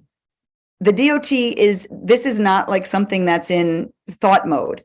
It's happening. They're installing these. And I just think that not every block or not every sidewalk would be good for it. It just wouldn't work. But I think there are some spaces that if we really think together and be thoughtful about it, that it might work in our district. And I think we should be part of the discussion with DOT instead of saying nope, we're not interested, because they're going to come anyway. And I'd rather we be part of that discussion. Thank you. Kieran? Yeah, a couple of quick points. I think Marty hit the sort of right spot. I think instead of we coming up with the plan, we should be asking DOT, and along with DOT, we should also be asking EDC perhaps, because this is about sort of economic development issue for the city of New York, and it kind of falls in both sides, private sector as well as public sector. So that's number one. So I think we should be asking for that kind of a plan. And it's only suggestion I would make is EDC should be involved and DEP should be involved. Number two, we should be looking at examples, not just London, but other places where existing gas stations are being converted into sort of EV charging stations and charging places. And there is absolutely no subsidy. It's the private sector that's being incentivized to make money. And I think that is something the city can, I mean, we don't have so many gas stations, but I think private sector has to be invited to be part of it. And again, I'm not in favor of curbside charging, but if we have to do that with select spots, we have parking meters and we charge very little money for that. A homeless shelter charges more money for a person to spend one night than a parking meter where you can park your car for 7 hours for much less. We should be actually using those parking meters as potential spots, if we at all go for select locations, and those parking meters should be charging premium. And I think there could be a combination of different ways of dealing with this, but most fundamentally, private sector, private sector, private sector, and this is not, public streets are not for private benefit and private profit. That's my last main comment. Thank you. Okay, Roberta. I'll try and make it brief. I did want to note that there is a bill making its way through the legislature that would require new private garages to have electric vehicle spots. It may be for every spot. I think the details are still to be worked out, and obviously it would have to pass, but it may be interesting, or it may make sense to support that type of proposal where private garages would either be required or incentivized to have these spots in order to make sure that we are meeting the needs of those who are investing in electric vehicles, and so that they have the infrastructure they need to make it possible. And I'll leave it at that. Thank you. Okay. So I want to give you my 2 cents and then try to wrap up. My 2 cents is that there's no question that it's happening. There's no question that we are going to have cars. There is no question that we are going to have electric cars. And there is no question that we need the electric infrastructure. Those things are not in question, okay, in my mind. What is not in question also is that, level 3 seems to be a more exciting way of doing things than level 2. And we heard that it was better to do it inside versus outside. And so I think that, but there is also the view that where are you going to put those things is a question, right? We can't say, okay, we're going to have like this huge piece of furniture, and the question is, where do you put it in your house? And that's the discussion we are having, is like, do you want it right in the middle of your living room? And the question is, maybe the answer is no. So I think I want to share with you 2 things. One is that when the bike share came in, I sat down with DOT and I said, okay, I don't want any of them on the sidewalk because our sidewalks are too small. And the result of that is because we made that statement as a general statement, and indeed they were exception. They are exception. We have on 20th Street on the park, it's on the sidewalk. There are few exceptions, but generally the city knows that in our neighborhood they should not put the stuff on the sidewalk. And what I am envisioning is a resolution where we say that. We say, we generally do not want it on the sidewalk. And then we can have sentences about But, you know, if there are exceptions, we want them to come to us. And there may be some location like the floating lane or like, you know, the highway where we think, or the parking that we have discussed, where those things would be perfectly fine, right? And we can say that. But we want them to come back to us to discuss, because in some places it's going to displace something else, etc. So, and the reason I'm saying that is because we have seen that Reveal is building hubs. There is a hub coming up in the south of Manhattan, and you know, it's happening. Those hubs, which you could compare to gas station, but they are not, you know, those hubs are really coming online and are going to be there, you know, funded by private companies and not using public space. So that's my, you know, that would be my recommendation, that we have a resolution we say we generally don't want it on the sidewalk. But there are exceptions, and there are some, here is the list, for example, but we want to see that coming back to us and a serious discussion on how to do it. And so that would be my recommendation. If somebody wants to take that as a motion, that's what I would propose. I would like to make that motion, and also, we don't want it, explicitly say we don't want it on the sidewalks, and if they do have it on the sidewalks, to let us know, you know, the exceptions, whether it's the floating lane, highway. Well, what I said, it was generally we don't want it on the sidewalk. Right. But leave the room for exception and propose like the floating lane and maybe one or two other location where we think it would be viable, plus any other exception. Right, well, that's my motion also, like where there's a police station or something, maybe we can put, now. So do we have a second for that motion? I second that, Christine. Okay. All right. Anybody wants to talk about it? Marty? I think that's much too specific a proposal. I don't think we have enough information, and I would rather see us ask for a series of studies that describes the various alternatives, whether it's on the sidewalk or not. And I would like to see alternatives that describe it on the sidewalk and not on the sidewalk, or some combination of that. Lowell started the conversation off very well. I thought we simply don't have enough information, and I'd rather see us ask for more information than tell them what it is we think we want, because I don't think we are in agreement. Okay. Yeah, I think the synthesis of those things is just a very simple letter, which just says, in general, we don't want them, but we want to see, but we are willing to review exceptions, period.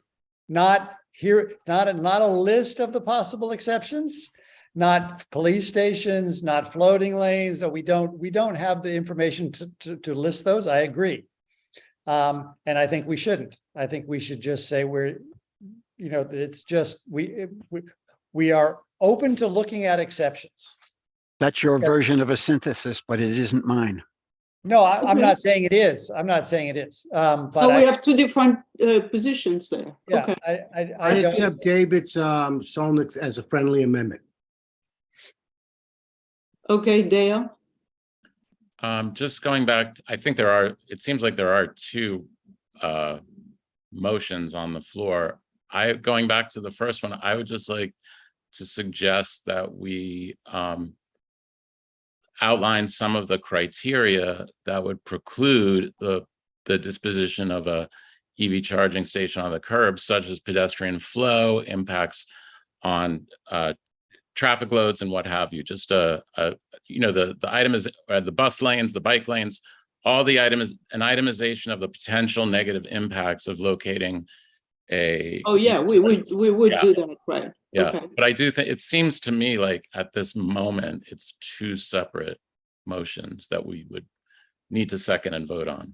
I think Robert Rules only considers one motion, which was the one that was seconded and that we are talking about right now. Right. And then the second one would follow. Yeah. Okay, The Sally? second one would follow a vote, correct? I, Right. It would have to be so- seconded after a vote. Wait. We agree, Chris. Wait, Sally? Yes, so I'm good with, I think Christine and Dale, I don't want to categorically exclude sidewalks. There are exceptions and we should be open to them. Yeah, I would agree not with want it that. to- So I agree on that.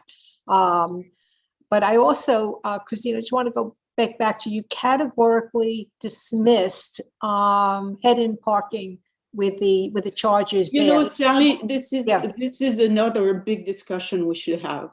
The dead-end parking versus, the parallel parking. I think we should have a separate discussion about that because it's more complicated. Okay, so I'm missing that part, because isn't that part, aren't we talking about recommendations or a letter? We just raised the possibility of, it was just raised in this meeting, I mean, of having the chargers, in a separate lane, similar to the bike lanes adjacent to the parked cars. Right. Okay, so to me, this is just another way of doing it. I don't know why it's beyond this discussion to consider.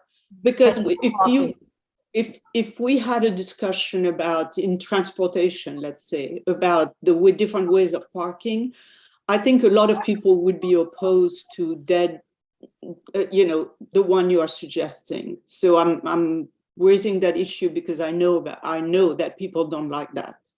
And also, may I say something, Christine? Also, Yes. Sally, I think it's hard, Sally, hold on. I think it's hard to then have all the alternative. Like, we can come up with a list of, well, we should do this or we should do that. And I think it's beyond the scope, though I'm not saying it's not a good idea.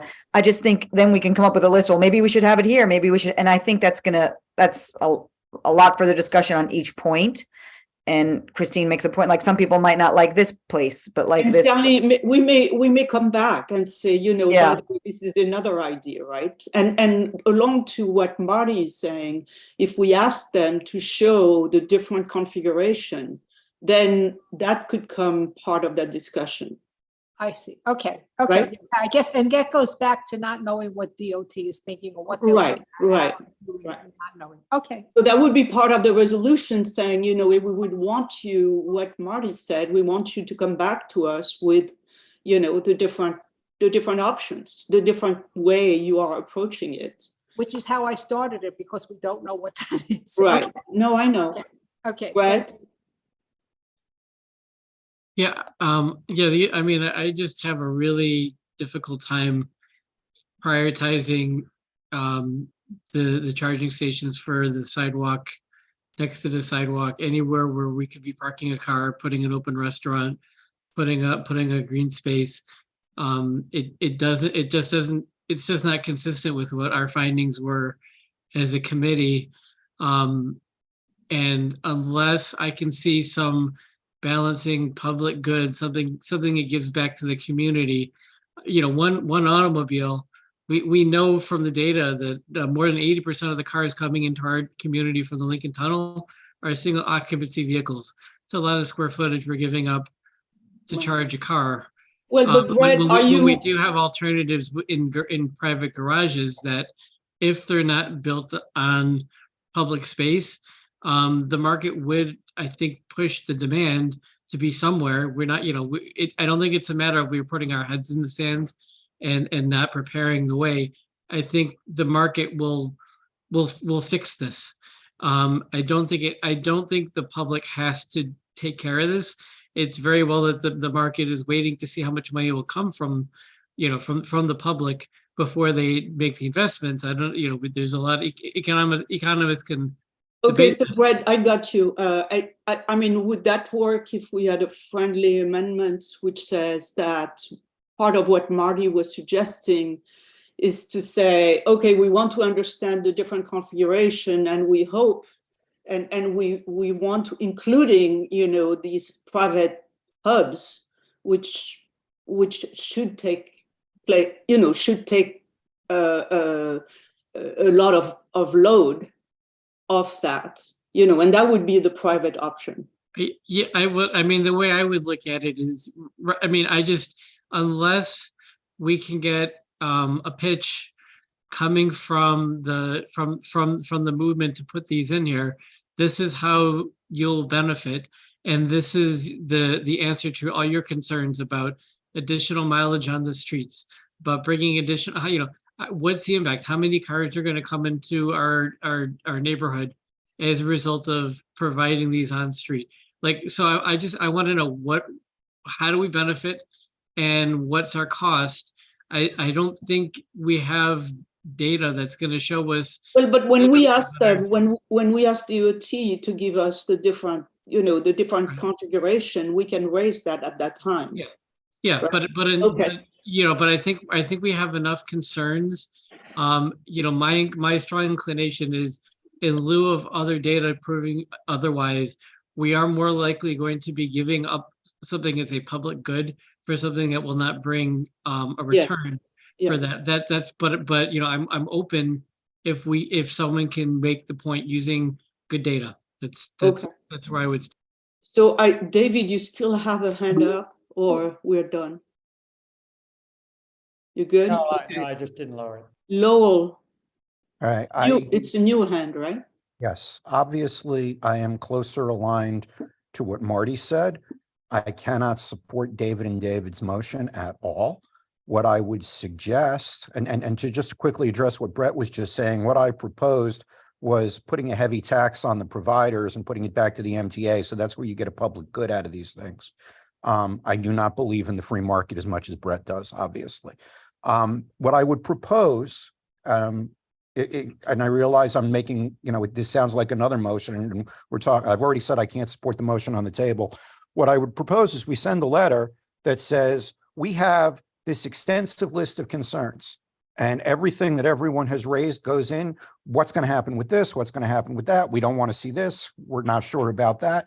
And send a letter with a whole list of concerns and say, DOT, get your ass in front of this committee and answer these questions before we, before we'll even let you do this. Okay, so Lowell, what we'll do is we'll run that motion that we have. Absolutely. I just wanted to make sure it was out there. If it fails, then we'll come back to you. Yep. Alan. I have another motion. No, I have a question actually. Do we know anything about this pilot program? How long is it going to go on? And I would assume that nothing's going to happen with any kind of program until the pilot program is over. So do we have any information tonight on that? Yeah, we do actually. So the pilot program is in. It's been in for a little bit. I think it was 147. It wasn't a lot of curbside charging. It was like 147, some odd weird number. They already ordered or preparing, according to Con Ed, over 10,000. So this is no longer a pilot. Like, this is going on to phase 2. What'd they say, Christine? Like 10,000 or something? Or it was a lot. 10,000. So it's not really a pilot anymore. I think they did their pilot and now they're gonna go 30. And then someone even said, and then they're looking in phase 3 to 50,000. Who knows? I mean, I think numbers are just being thrown around, but we do have the 147 that are in. We do have the 10,000 that are already, I don't want to say accounted for, but saved. So I think it's. All right, so we were never informed when the pilot actually started. We were just told that the pilot is going in. And we weren't included. Stuff is going. Well, because they didn't. Mostly in other boroughs, not in. They did not. Correct. No, they didn't include anybody below the park. So the 60th Street became the line, and there are pilots installed on the Upper West Side, and so they went to those community board where they installed the pilot, but they didn't come to us because we were not part of the pilot. So and it's I think there's one on the Upper East Side too. It's very paltry in Manhattan. Is there any findings or information we can get? No, so I think they are working on writing a report. Okay. And I think what's going to happen is they are going to have the report, and then they are going to get their approval for the 10,000. Okay. And that would be probably this year. Yeah. And Christine, can I just follow up? I'm sorry, Christopher, I know you have your hand up. I'm sorry. Someone said the private hubs. That's actually not an idea. I think it is. They did do a public-private hub in Brooklyn. Revell has committed to have one of those hubs. Who did? I'm sorry. Revel. Oh, Revel. Yeah. I'm Revel. sorry. Revel has committed to have, has just announced that they are going to have one of those hubs in each of the borough, and Manhattan has the location already selected, which is close to the South Street Seaport, to be installed this year. Okay, if I may just finish and offer a friendly amendment to the, Okay. okay, that we are committed to working with the city on this program. Any placement of charges are subject to, on the public realm, are subject to community approval. Yes. Rather than saying no to, we can't, but, make it simple and then go on from there. I accept that as a friendly amendment. Yeah, I mean, actually, I don't think that's an amendment. I think that's I a think it was, restatement. I think it was in the original. We're circling back. We're circling back. Right. Okay. So friendly that it's the same.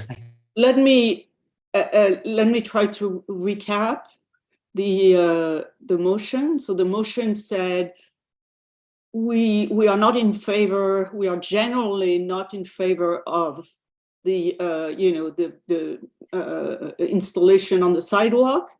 However, we want to work with the city, and we want to work the city with any placement, and any placement which would be on a public space, we would want to have a review by the community board. Christine, my friendly amendment leaves that first part out. No, that we're not. that's Christine, may I help out here just a little bit and see if this might put the two together? Instead of saying we are not in favor or generally not in favor, can we use language, and guys, you can shoot me down, that we know this is going forward. We understand that you guys are doing this.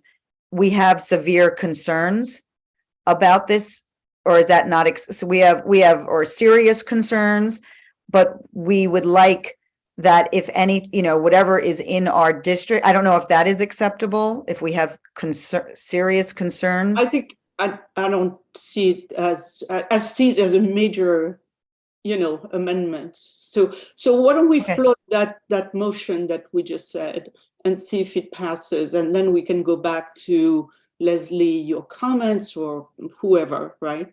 Does the motion include the language that says we are generally not in favor? Yes. Okay, because when I was counting the votes, it wasn't, people were saying. We don't have votes here. We don't have votes. I'm sorry, comments. Comments we saying. have not voted. I'm sorry, I misspoke on the word vote. So how do we do that? All in favor?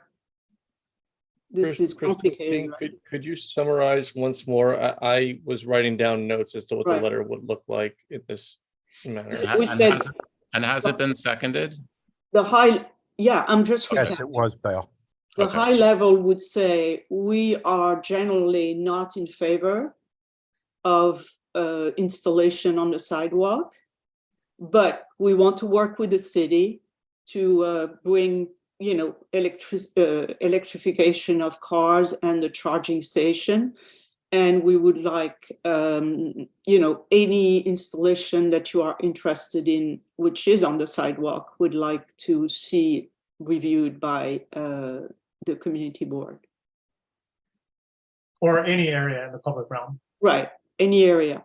So should we how do we do that, Janine? Do we do the raise hand function? Yeah, so can we do the transportation committee first, just so I have your votes first, and then the WPE, so I don't have like 30 people voting at once. I think Viren has a comment. Just a quick slight language amendment, if you don't mind, Christine. If we say that we are, in general, we are not in favor of EV charging stations along the curbside, unless the city comes back with a comprehensive plan. Yes. Just the language, tweaking the language. Right, which takes into account the language of Marty. Right. Yes. Okay, so I have a quick question. I'm sorry. I sit on both committees. So Janine, which way should I vote? Which committee should I vote? So since we're voting on the same one, you can just, whichever vote you have for one committee, it'll be the same for the other one, I would assume. Because this is just for me to keep count. Okay. Easily.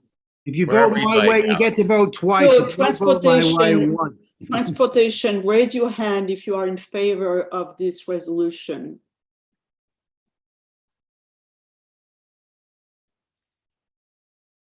Where are the other, but we have more people. Do you see all the people, Janine? Yeah, I can see them. Okay, give me 1 second just to write your names down. Okay. Do you have that? Yes. Christine, well, can you just give me more clarity? I'm sorry, can you just give me just a little bit more clarity on the language? I'm not going to add anything. I just want you to, what comes after the first line? It's going to be a long letter. I want to know what's coming after the first So line. after the first line, it would say, if we are interested in working with the city, we would like to see your implementation plan, and we would like to review any installation on which happens to be in the public realm. Can we add that we are interested in the private hubs here as well too, since that's what people, or no? Can we put that in? Because that was a. Leslie, you can't change it after you started voting. Right. Well, it's just a friendly, I mean, it's going to be I mean, changed at half full of the board. I people can make have a full, okay, at full board or when it comes out. Leslie, to be honest, I think that was implied. I think that's. Okay. Implied. Yeah, I think that's implied. Yeah. Okay. So you are doing WP now? Were there any abstentions, any oppositions or peonies? I was the only one that voted no. You're the only one? Okay, thanks, Alice. And then WP now. How are we voting when you say WPE? Are we voting yay or nay right now? Yay or nay, yeah. Right now, No, raise your hand to say. raise your hands if you are in favor of this motion. Right. As soon as Janine tells us that she has it counted, we'll ask for opposition.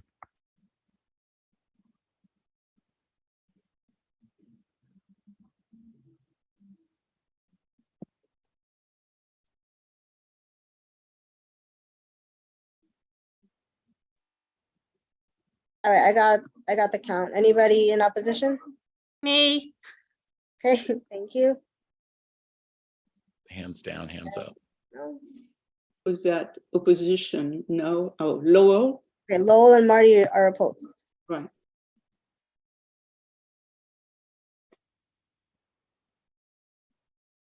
I got the count. Anybody in opposition?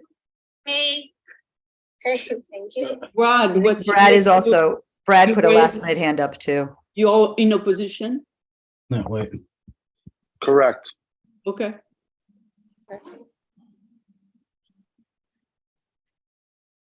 I think Jesse just voted no. I was just going to say Jesse just voted no.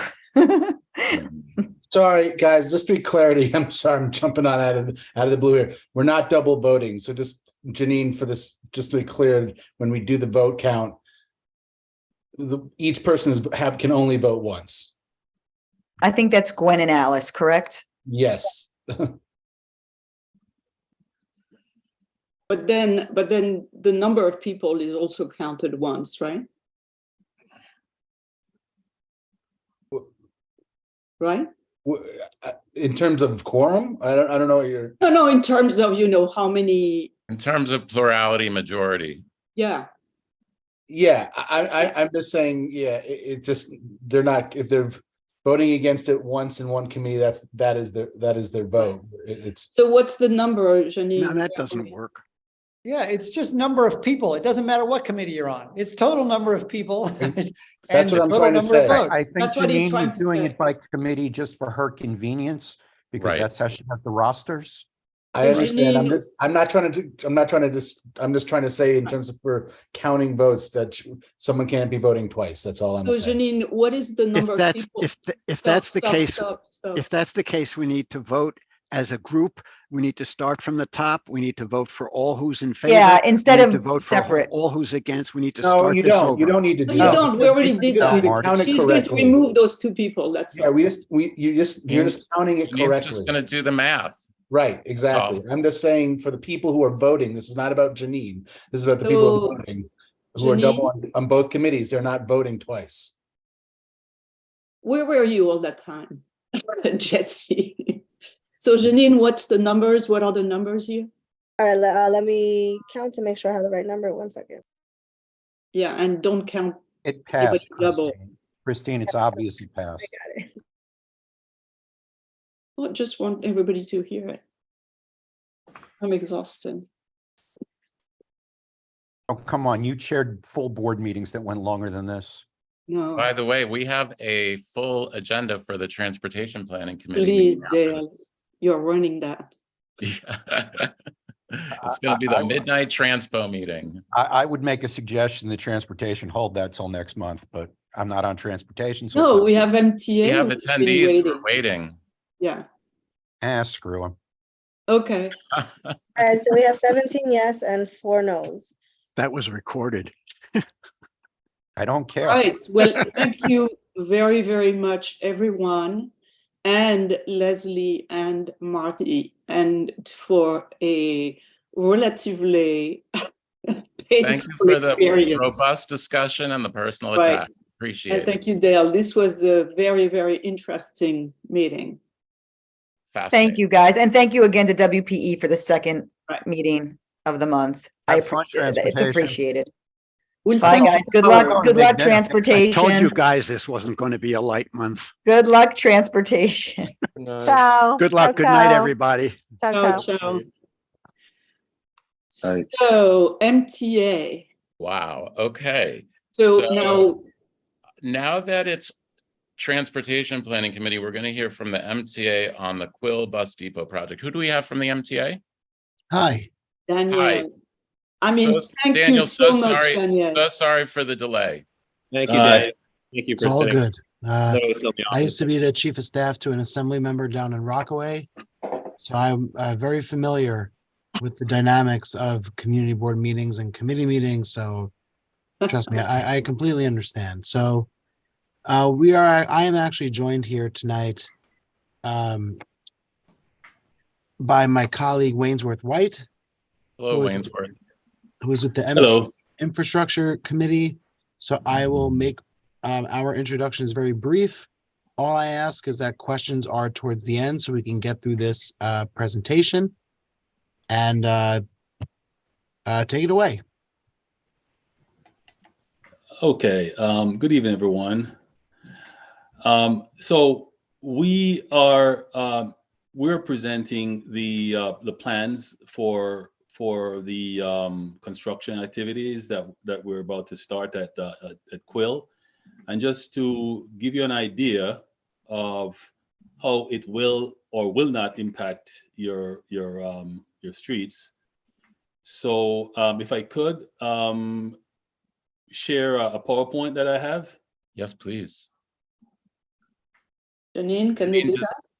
Janine, does Wainsworth have the ability to share his screen? Yes, you can share your screen. Go right ahead, Wainsworth. Hey, just 1 second. This is Wainsworth, first time presenting to a community board. So let's take it easy on him. We're Be gentle. We're going to be gentle. So far, you're doing great. Okay. So pretty much what we're doing is we're upgrading the rooftop parking area because it has reached the end of its life expectancy, and it will require construction to remove demolition, also actually to remove existing roofing system, and that roofing system is badly deteriorated and reached the end of its lifespan. So we have to demolish it and then resurface it. So for this contract, we're using an A+B procurement method for the construction of this project. The A+B method considers schedule along with the cost. So we're using this method in order to accelerate the project to get it finished faster than normal processes, normal contracts. And the estimated cost is 8.5 million. duration is anticipated, the actual construction duration is anticipated to be 8 months.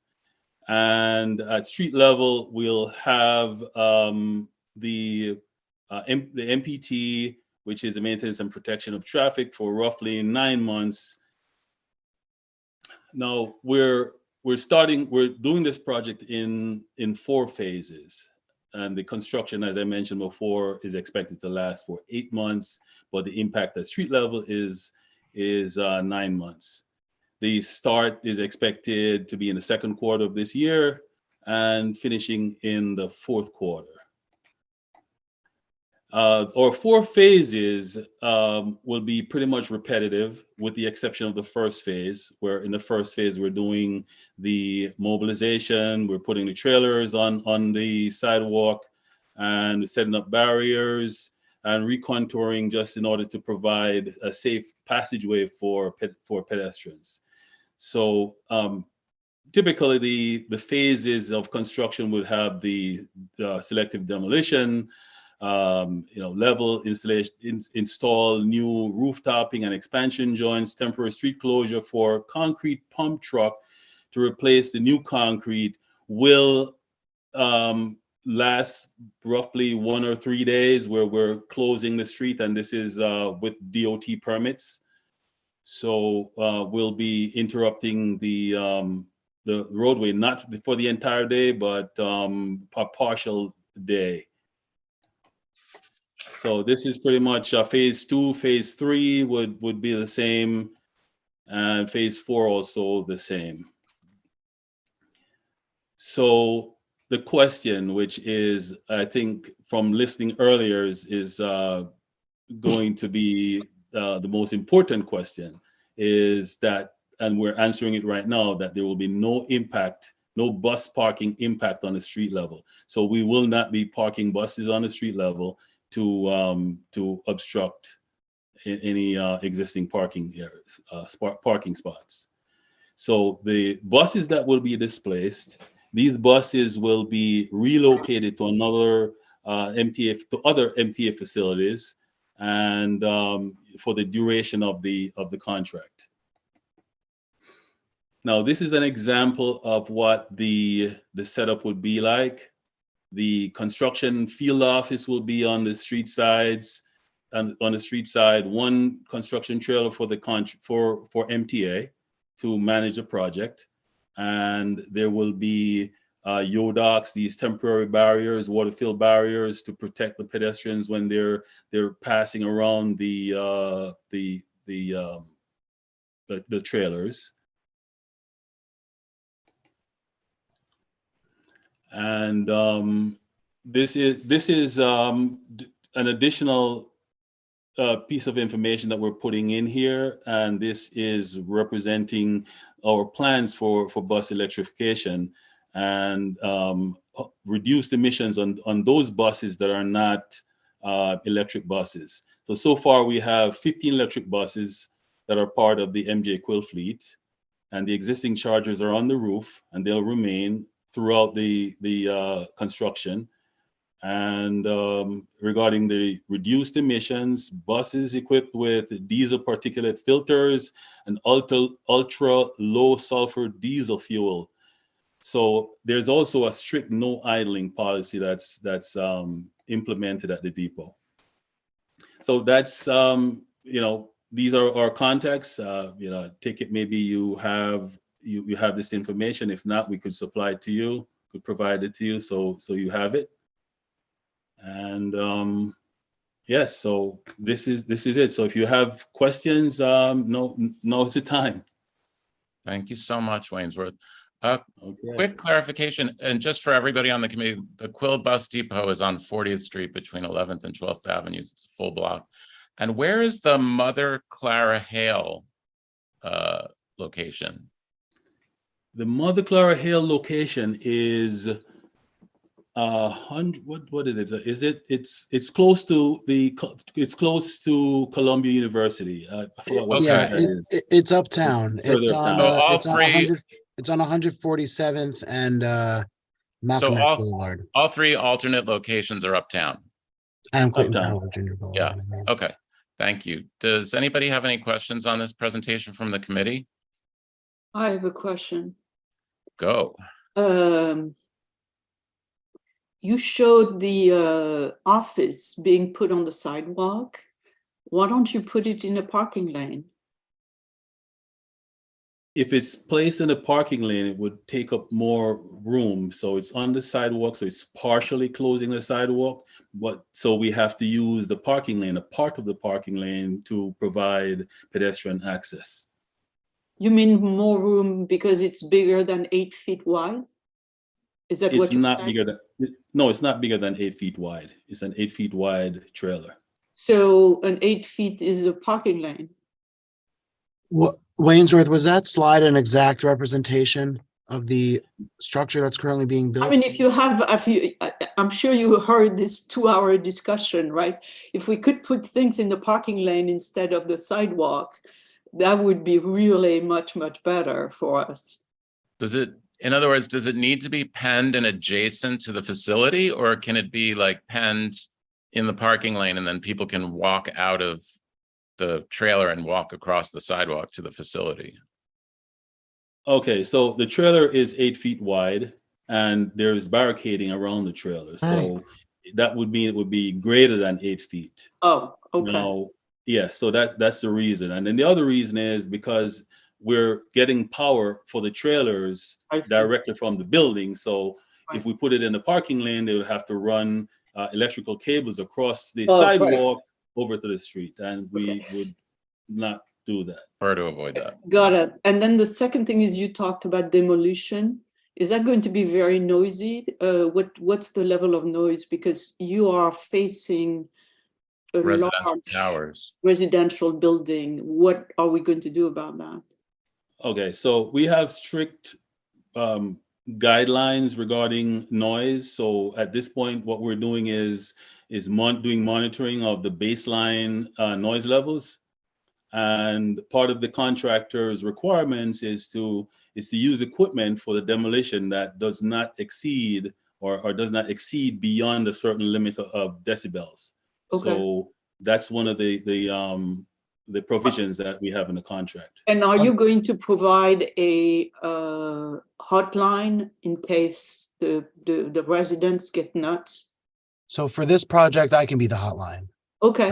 If anybody has any questions or anything from, I would prefer the flow of information to be, if there's a complaint, it goes to the community board and then the community board sends it to me and we can address it together. The hours of construction are going to be from when to when? So the hours of construction would be from 7 a.m. to 3 p.m. during the week. If you could start at 8, that would be also a very big help. You could do 8 to 4, and it would be better.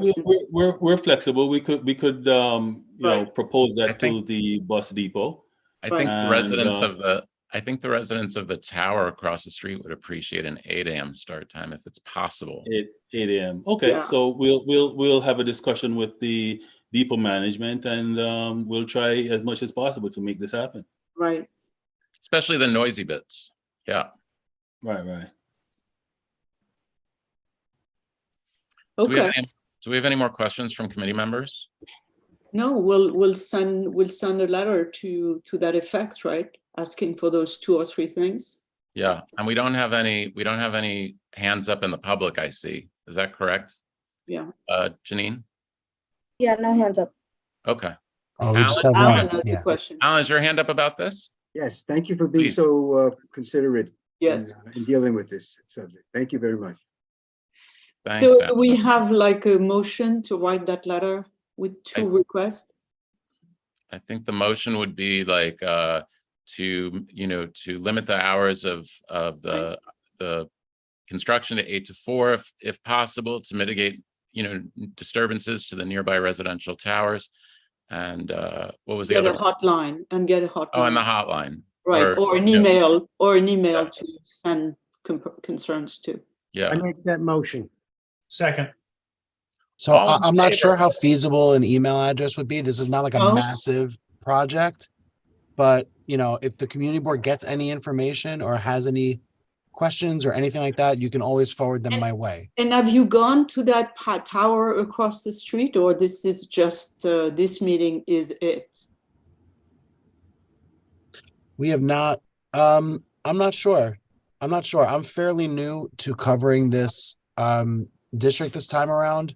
I was a little bit last year, but now I'm back. So I'm not sure what kind of outreach has been done to that effect, but that's a great flag to check if that has been done. You may want to reach out to the managing agent of that building just to say, hey, this is going on. And Yep. If anybody has contact if the community board has contact information, we can for do the that. building, please We send can that my provide way. that. That's a great Yeah. flag. Thank And you. you can post, you know, something in the hallway with people, where people can Or see. provide some general information so that they can make their residents aware. Yep. Residents love the awareness, even if it's going to be a Yes. disturbance. Yeah. Yes. Yes. Okay, so did we have a vote or not? Just we All did? in favor? Okay, done. Any opposed? Any peonies? Do you live in Silver Towers? You're still Okay. a vote. Yeah, okay. All right. Thank you so Thank much. you so gentlemen. much. Thank No you. problem. Fantastic job, Wainsworth. We'll expect you back here For regularly my first time. for your presentation skills. Thank you Good guys. news. Good Take luck. care. Your hand up? All Thanks. right. Oh, we had Thanks, one Daniel. hand up. We had one hand up. We had one hand up. What? Oh, Gwen, Gwen, did you have your hand up for this? No, I just couldn't get it to stop. All right. Well, good night, everybody. Thank you so Good much night. and appreciate you all. Be well. thank you so Thank much. Okay, good night. So the good news is that the bus presentation has been postponed. So we just Yes. have I think the parking and then, right? Yes. I'm sorry. Go ahead. I lost what's next on the agenda? I lost track of the agenda. Is I it- think the parking for B&H? B&H. Oh, are our friends from B&H here? So I'm not seeing them on. I don't know if you want to discuss it quickly since I'm. Oh, they are. Simsha and Simca's here. Simka is here. Did he leave? Oh, no, no. He's right there. Yeah. Hello, Simca. He's just waving. You're going to be brought over so you can speak about your request for a parking Neighborhood. regulation change in front of B&H Photo along 9th Avenue and also along 33rd, 32nd, 33rd. Yeah, 33rd. Where is he? Simca, here's are you Simka. with us? Yeah, he's connecting now. Okay, you can, unmute Simka. Okay, hang on one second. Sure thing. There we go. Okay, sorry, it froze up for a second when I joined the panel. So Not first at of all. Welcome. Thank you very much. Thank you. So first of all, thank you for the opportunity to present. I run business development for B&H. I'm going to keep this very short in consideration of the long night, but it was a very interesting conversation on electric vehicles. I learned a lot. I'm going to make, can I share a very quick presentation? Sure. Yeah. Okay. Does Simca have the ability to share his screen? Yeah, you have access. Sure. Yes, please go ahead. Okay, hang on one second.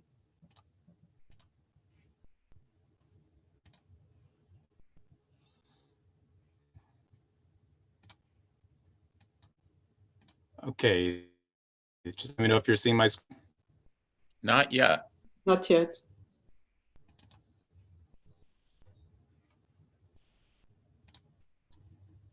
Here we go. Now we can see it. Okay, so just 4 slides here. What we're looking for, I'll give you a little bit of background on B&H first. I think this is probably redundant, but we are celebrating our 50th anniversary here in New York City. We are not a big box store. I think most of you know that. We have very specific lines of products that we sell.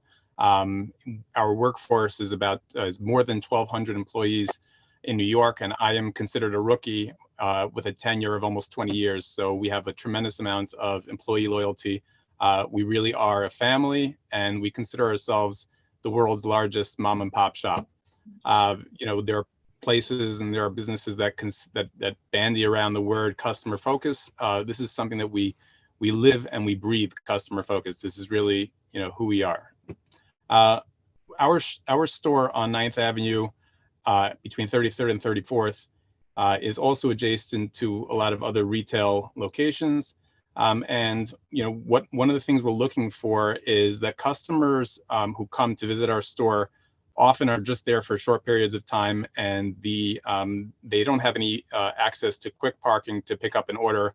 For example, curbside pickup, just getting in and out for 2 minutes. We pride ourselves on the fact that we're able to very quickly get an order from when the customer arrives into their hands. Usually it's within 2 to 3 minutes. But all of the parking in the area, there's a lot of, there's bus transportation over there. There's bus parking there. And there's also commercial parking, but there's no parking for people to just come and pick up their orders. And there's, you know, we experience the same thing that these other retail establishments around us experience, which is if you want to stop in and visit, you're going to have to park in a lot. That means extra driving around or idling. And we'd like to try to fix that for our benefit, for the benefit of the customers and for benefit of local retail. What we're proposing is a neighborhood loading zone in front of our store and on 33rd, on the northwest side of 33rd. This loading zone will hopefully reduce double parking, and it will enable customers to get their packages or to drop off passengers and pick them up quickly, efficiently, and then move on rather than clog up the entire area with cars that are idling or force cars to come and circle around and find parking for what should just be a couple minute interaction with us. So that's basically what we're requesting over here. And again, any comments, any questions, I'm here for that. Thank you very much. Thank you, Simca. So the presentation outlined that the request is a zoning parking regulation change. There's 2 regulations in effect. There's 3-hour commercial on 9th Avenue, and there's no standing on the side street. So the change would be to the lengths described, a neighborhood loading zone, which would not be exclusively for B&H's use. It would obviously be in use for other neighborhood businesses, such as the restaurants across the street and so on. Correct. Any questions about the proposal? And you know, just so you're all aware. Yes, go ahead, Charlie, and then Alan. I just wanted to point out that this committee, I think, recently wrote a letter saying we want DOT to expand the extended sidewalk space south on 9th. We have it in the 50s now, so we'll continue. We want it to connect where they also have it at like 31st or so. And this isn't necessarily a question for Simcha, but I just wanted to bring that up for discussion. Like, I guess this will turn into more of a floating parking lane. It's already a parking protected lane, but I don't think it would change things too much. But I wanted to flag that. Sure. And then another question I have, just being only having been on the committee for a year, have we done this for other retail outlets? I know that we have, you know, Targets and other, you know, large retail stores. I'm curious if the loading zone is standard. And finally, I wanted to say that the iMac I'm on right now was purchased at B&H, and I'm a big fan of the establishment. Thank you very much. We have not done that for retail before, but nobody has asked us for this issue, in a sense, right? To address this issue. I would say people which are parked there. The regulation they have is 3 hours. So they have people parked there for 3 hours and there is no movement. Correct. Yeah. And so that's the issue. And just to add on, if you go down there right now, you'll see tomorrow, if you happen to stop by, it's not just the cars that are parked there for commercial purposes. There's just a lot of, because of the lack of parking in the area, there's a lot of double parking and congestion, vehicle congestion right over there between 34th and 33rd. Well, and you also have the NYPD uses 9th Avenue as a personal parking lot on north of 34th. I mean, this would be an easy yes for me if it was, you know, free street parking. But the fact that it's metered makes it a little bit less of an easy yes. But I wonder if the meters could be less than 3 hours. Is that something that we can it be 30-minute parking? That's an alternative, you know. I mean, we could ask one or the other. We can we can pitch, I mean, we're requesting this from DOT, so we can request it. I mean, a couple of things, Charlie. I don't think the change in the parking reg would preclude the pedestrianization, the enhanced pedestrianization.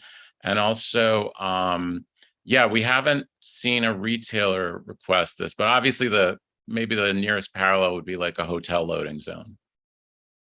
Yeah. Or a neighborhood loading zone, which isn't specific to one retailer. I know this seems very specific to one retailer, but in fact, we were very clear with B&H that it's not their zone, it's a neighborhood loading zone. Yeah. And just to be clear, our intention is not that customers will spend a lot of time there. There'll be a limited number of customers. They'll come in, and they'll do what they need to do, which is within a couple of minutes. Obviously, we're conscious of the fact that we don't want cars idling. We're not all electric yet, so we'll be there ensuring that cars are. You really were listening to the earlier presentation. Absolutely. I also see a lot of B&H customers parked in the M11 bus lane across the street, idling, waiting for their packages, running across the street in order to pick up a package. So hopefully this would preclude some of that. Correct. And Simcha, are you saying you guys would help enforce the temporary nature of the parking? So I think the nature of what we're trying to do is really almost like a curbside pickup, which means that we're going to have personnel out there, and so that's what we will be there monitoring, and we'll try to make sure that people do not idle their engines in front of the store. And in the hours when your store is not open, it would revert to it would still be a neighborhood loading zone? Yeah, I think that's Charlie, whatever's best.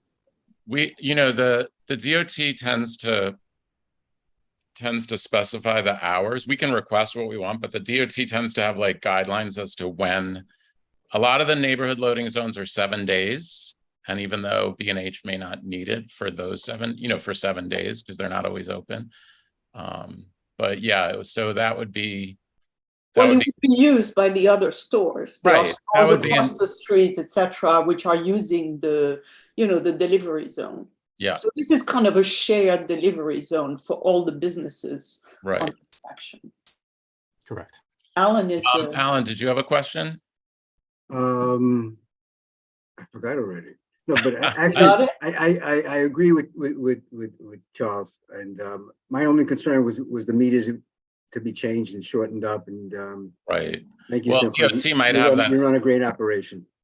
Thank you very much. DOT might have that same concern. They might want to stick to some version of metered parking.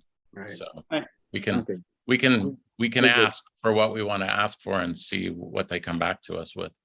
But the side street would be maybe a little easier ask for DOT, which is like to convert from no standing to neighborhood loading zone. Right. Correct. And our thinking with the side street is, we do have larger items, TVs, things like that we want to give out to customers, and we don't want them clogging up on 9th Avenue. It takes a little bit longer to get a TV into your car. So we want to try to keep congestion out of 9th Avenue. 33rd Street is really just the best place to do that. And I think that solution would fit for us on 33rd. Great. Any more questions from the committee? I don't see any hands up in the public. So, go ahead, Chris. Hey, glutton for punishment here. Yeah. So by the way, Simca, I love your company. I used to work in advertising and would always send my clients in production through your way. Thank you. The 33rd Street temporary loading zone. If I recall, that street was originally identified as a potential pedestrian plaza if the Penn Station plan were to ever go through. We'll cross. Or is that dead? No, you're right. We will cross that bridge when we get there, right? I mean, we can make this. I mean, it's just who knows. We can make this reg. We can make this reg. Oh my God, I can't say reg request. We can request this reg change, and if the pedestrianization moves forward with 33rd Street, then the pedestrianization moves forward. We're not precluding it. Cool. I just wanted to make sure that that my brain was still working at this hour. Yeah. And simply, I'm just going to point out that the buses continue to park in the M11 stop. This is a very recent photo of one of the the buses that runs to Borough Park. I don't know what's displacing them from their designated spaces, but hopefully you can get to the bottom of this. Sure, absolutely. So I know you brought that up to us last week, and I'm diligently following on it, and I will continue to follow up on it. So Great. thank you so much. All right, do we have a motion? Yes. The motion is to request these parking regulation changes on 9th Avenue and to 33rd Street. And do I have a second? Yeah. Second. All in favor of such a request? Any opposed? Okay. Any P&Es? Nobody works for B&H on the committee? I think I might try to get a job there now. Okay, thank you so much. Thank you so much for staying so late. Yeah, thank you. Sorry My about pleasure. the delay. Right. It's very informative. Thank you. Oh, I'm glad you enjoyed it. Okay. So the next item was the M28 mitigation plan. You know that MTA is doing this major work to create a substation, an electrical substation on West 28th Street between 7th and 8th. Right, between 7 and 8. So there is construction, there is chaos, etc. And some of the pedestrian crossing are going to be removed or blocked so that people won't be able to cross the north side of on 7th Avenue, I'm sorry, on 8th Avenue, on the north side of 28th Street. So the intersection is 28th with 8th Avenue. And because of the construction, they will not allow people to cross, but there is no really protection to prevent them from crossing. So the president of 28th Street, Penn South,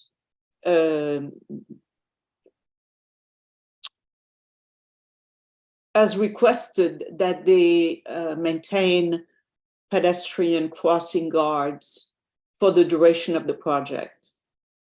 So that's what the letter is about, is to say, hey, this is going to be dangerous. People are going to cross even though they are not supposed to cross. And you need to have pedestrian guards there to make sure that it's not happening and there is no, crashes there. And Amber pointed out that Penn South is a NORC, so there are lots of elderly folks and people with limited mobility. So it's a reasonable ask, and for the duration of, the ask would be crossing guard for the duration that intersection is of the project, right? Or where the intersection is blocked, right. David, you had a. Do you have a question about this, David? Yes, more of a point of information, because when this was when the MTA came to us and they spoke about this, did they say anything about the pedestrian? Because they're kind of malfeasant. So I mean, they should require to put, and with the crossing guard be 24 hours or just during the construction period. And is that's a good point. It should be probably at least 12 hours. Well, the fact that they committed malfeasance, they didn't tell us about this, and they're doing it.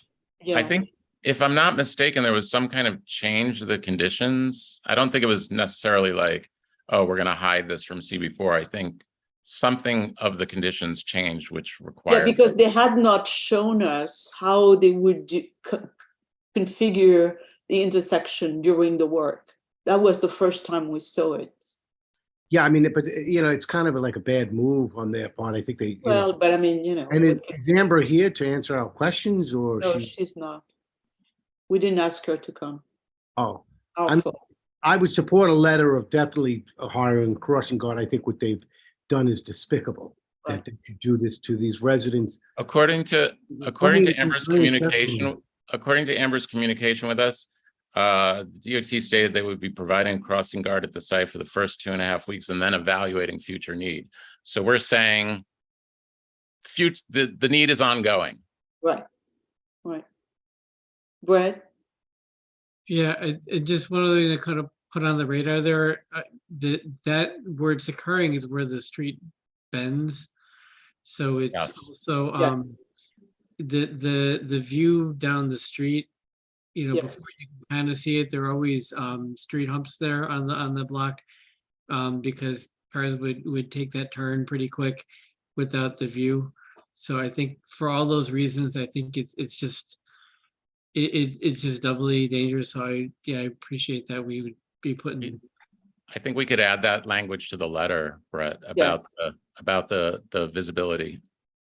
Yeah, I mean it's you know, people are gonna walk across the street regardless of what the crosswalk says, but it's one of those streets that you really can't see what's coming around the bend. I agree with that.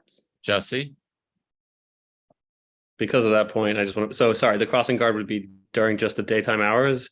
And at night, can we ask for like flashing lights of some sort that get, you know, one of those battery powered, you know, they put those, or one of the things that says slow down, one of those electric signs that flashes at people. I mean, I don't think that's too much to ask either, because that's Okay. Yeah. We can ask for like a nighttime, you know, installation, which would alert pedestrians to the potential. Or cars to drive slowly. Yeah, Because they don't have any they will not have any visibility when they turn left. because of the sheds. Yeah. Right. Because of the construction and because of the, I mean, I don't know. It's really been messy. So the motion would be it would be the DOT CC to the MTA to say there's an ongoing need for a crossing guard due to the specific conditions and the obstruction of the corner, and also we need to slow down the cars through signaling the cars to slow as they approach the corner because of the lack of visibility at all times. Does that sound good? Motion, right. Second, all in favor? You guys are amazing tonight. Can I ask a quick question? Yeah, go ahead. Why don't they have some sort of, you know, speed bump, like as you come There is around or somewhere? You can't do that, Alan. This is going to be a construction zone.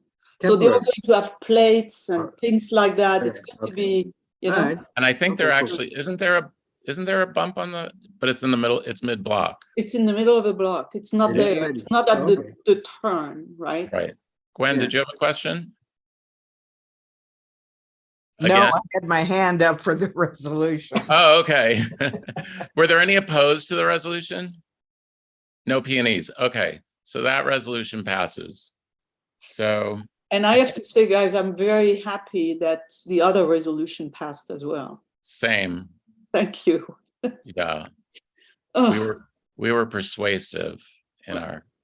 I think we did good. Or they were simply less persuasive. All right, very good. Thank you so much, everybody. Have a good night. Adele, thank you. Bye, guys. No new business? Good night, everyone.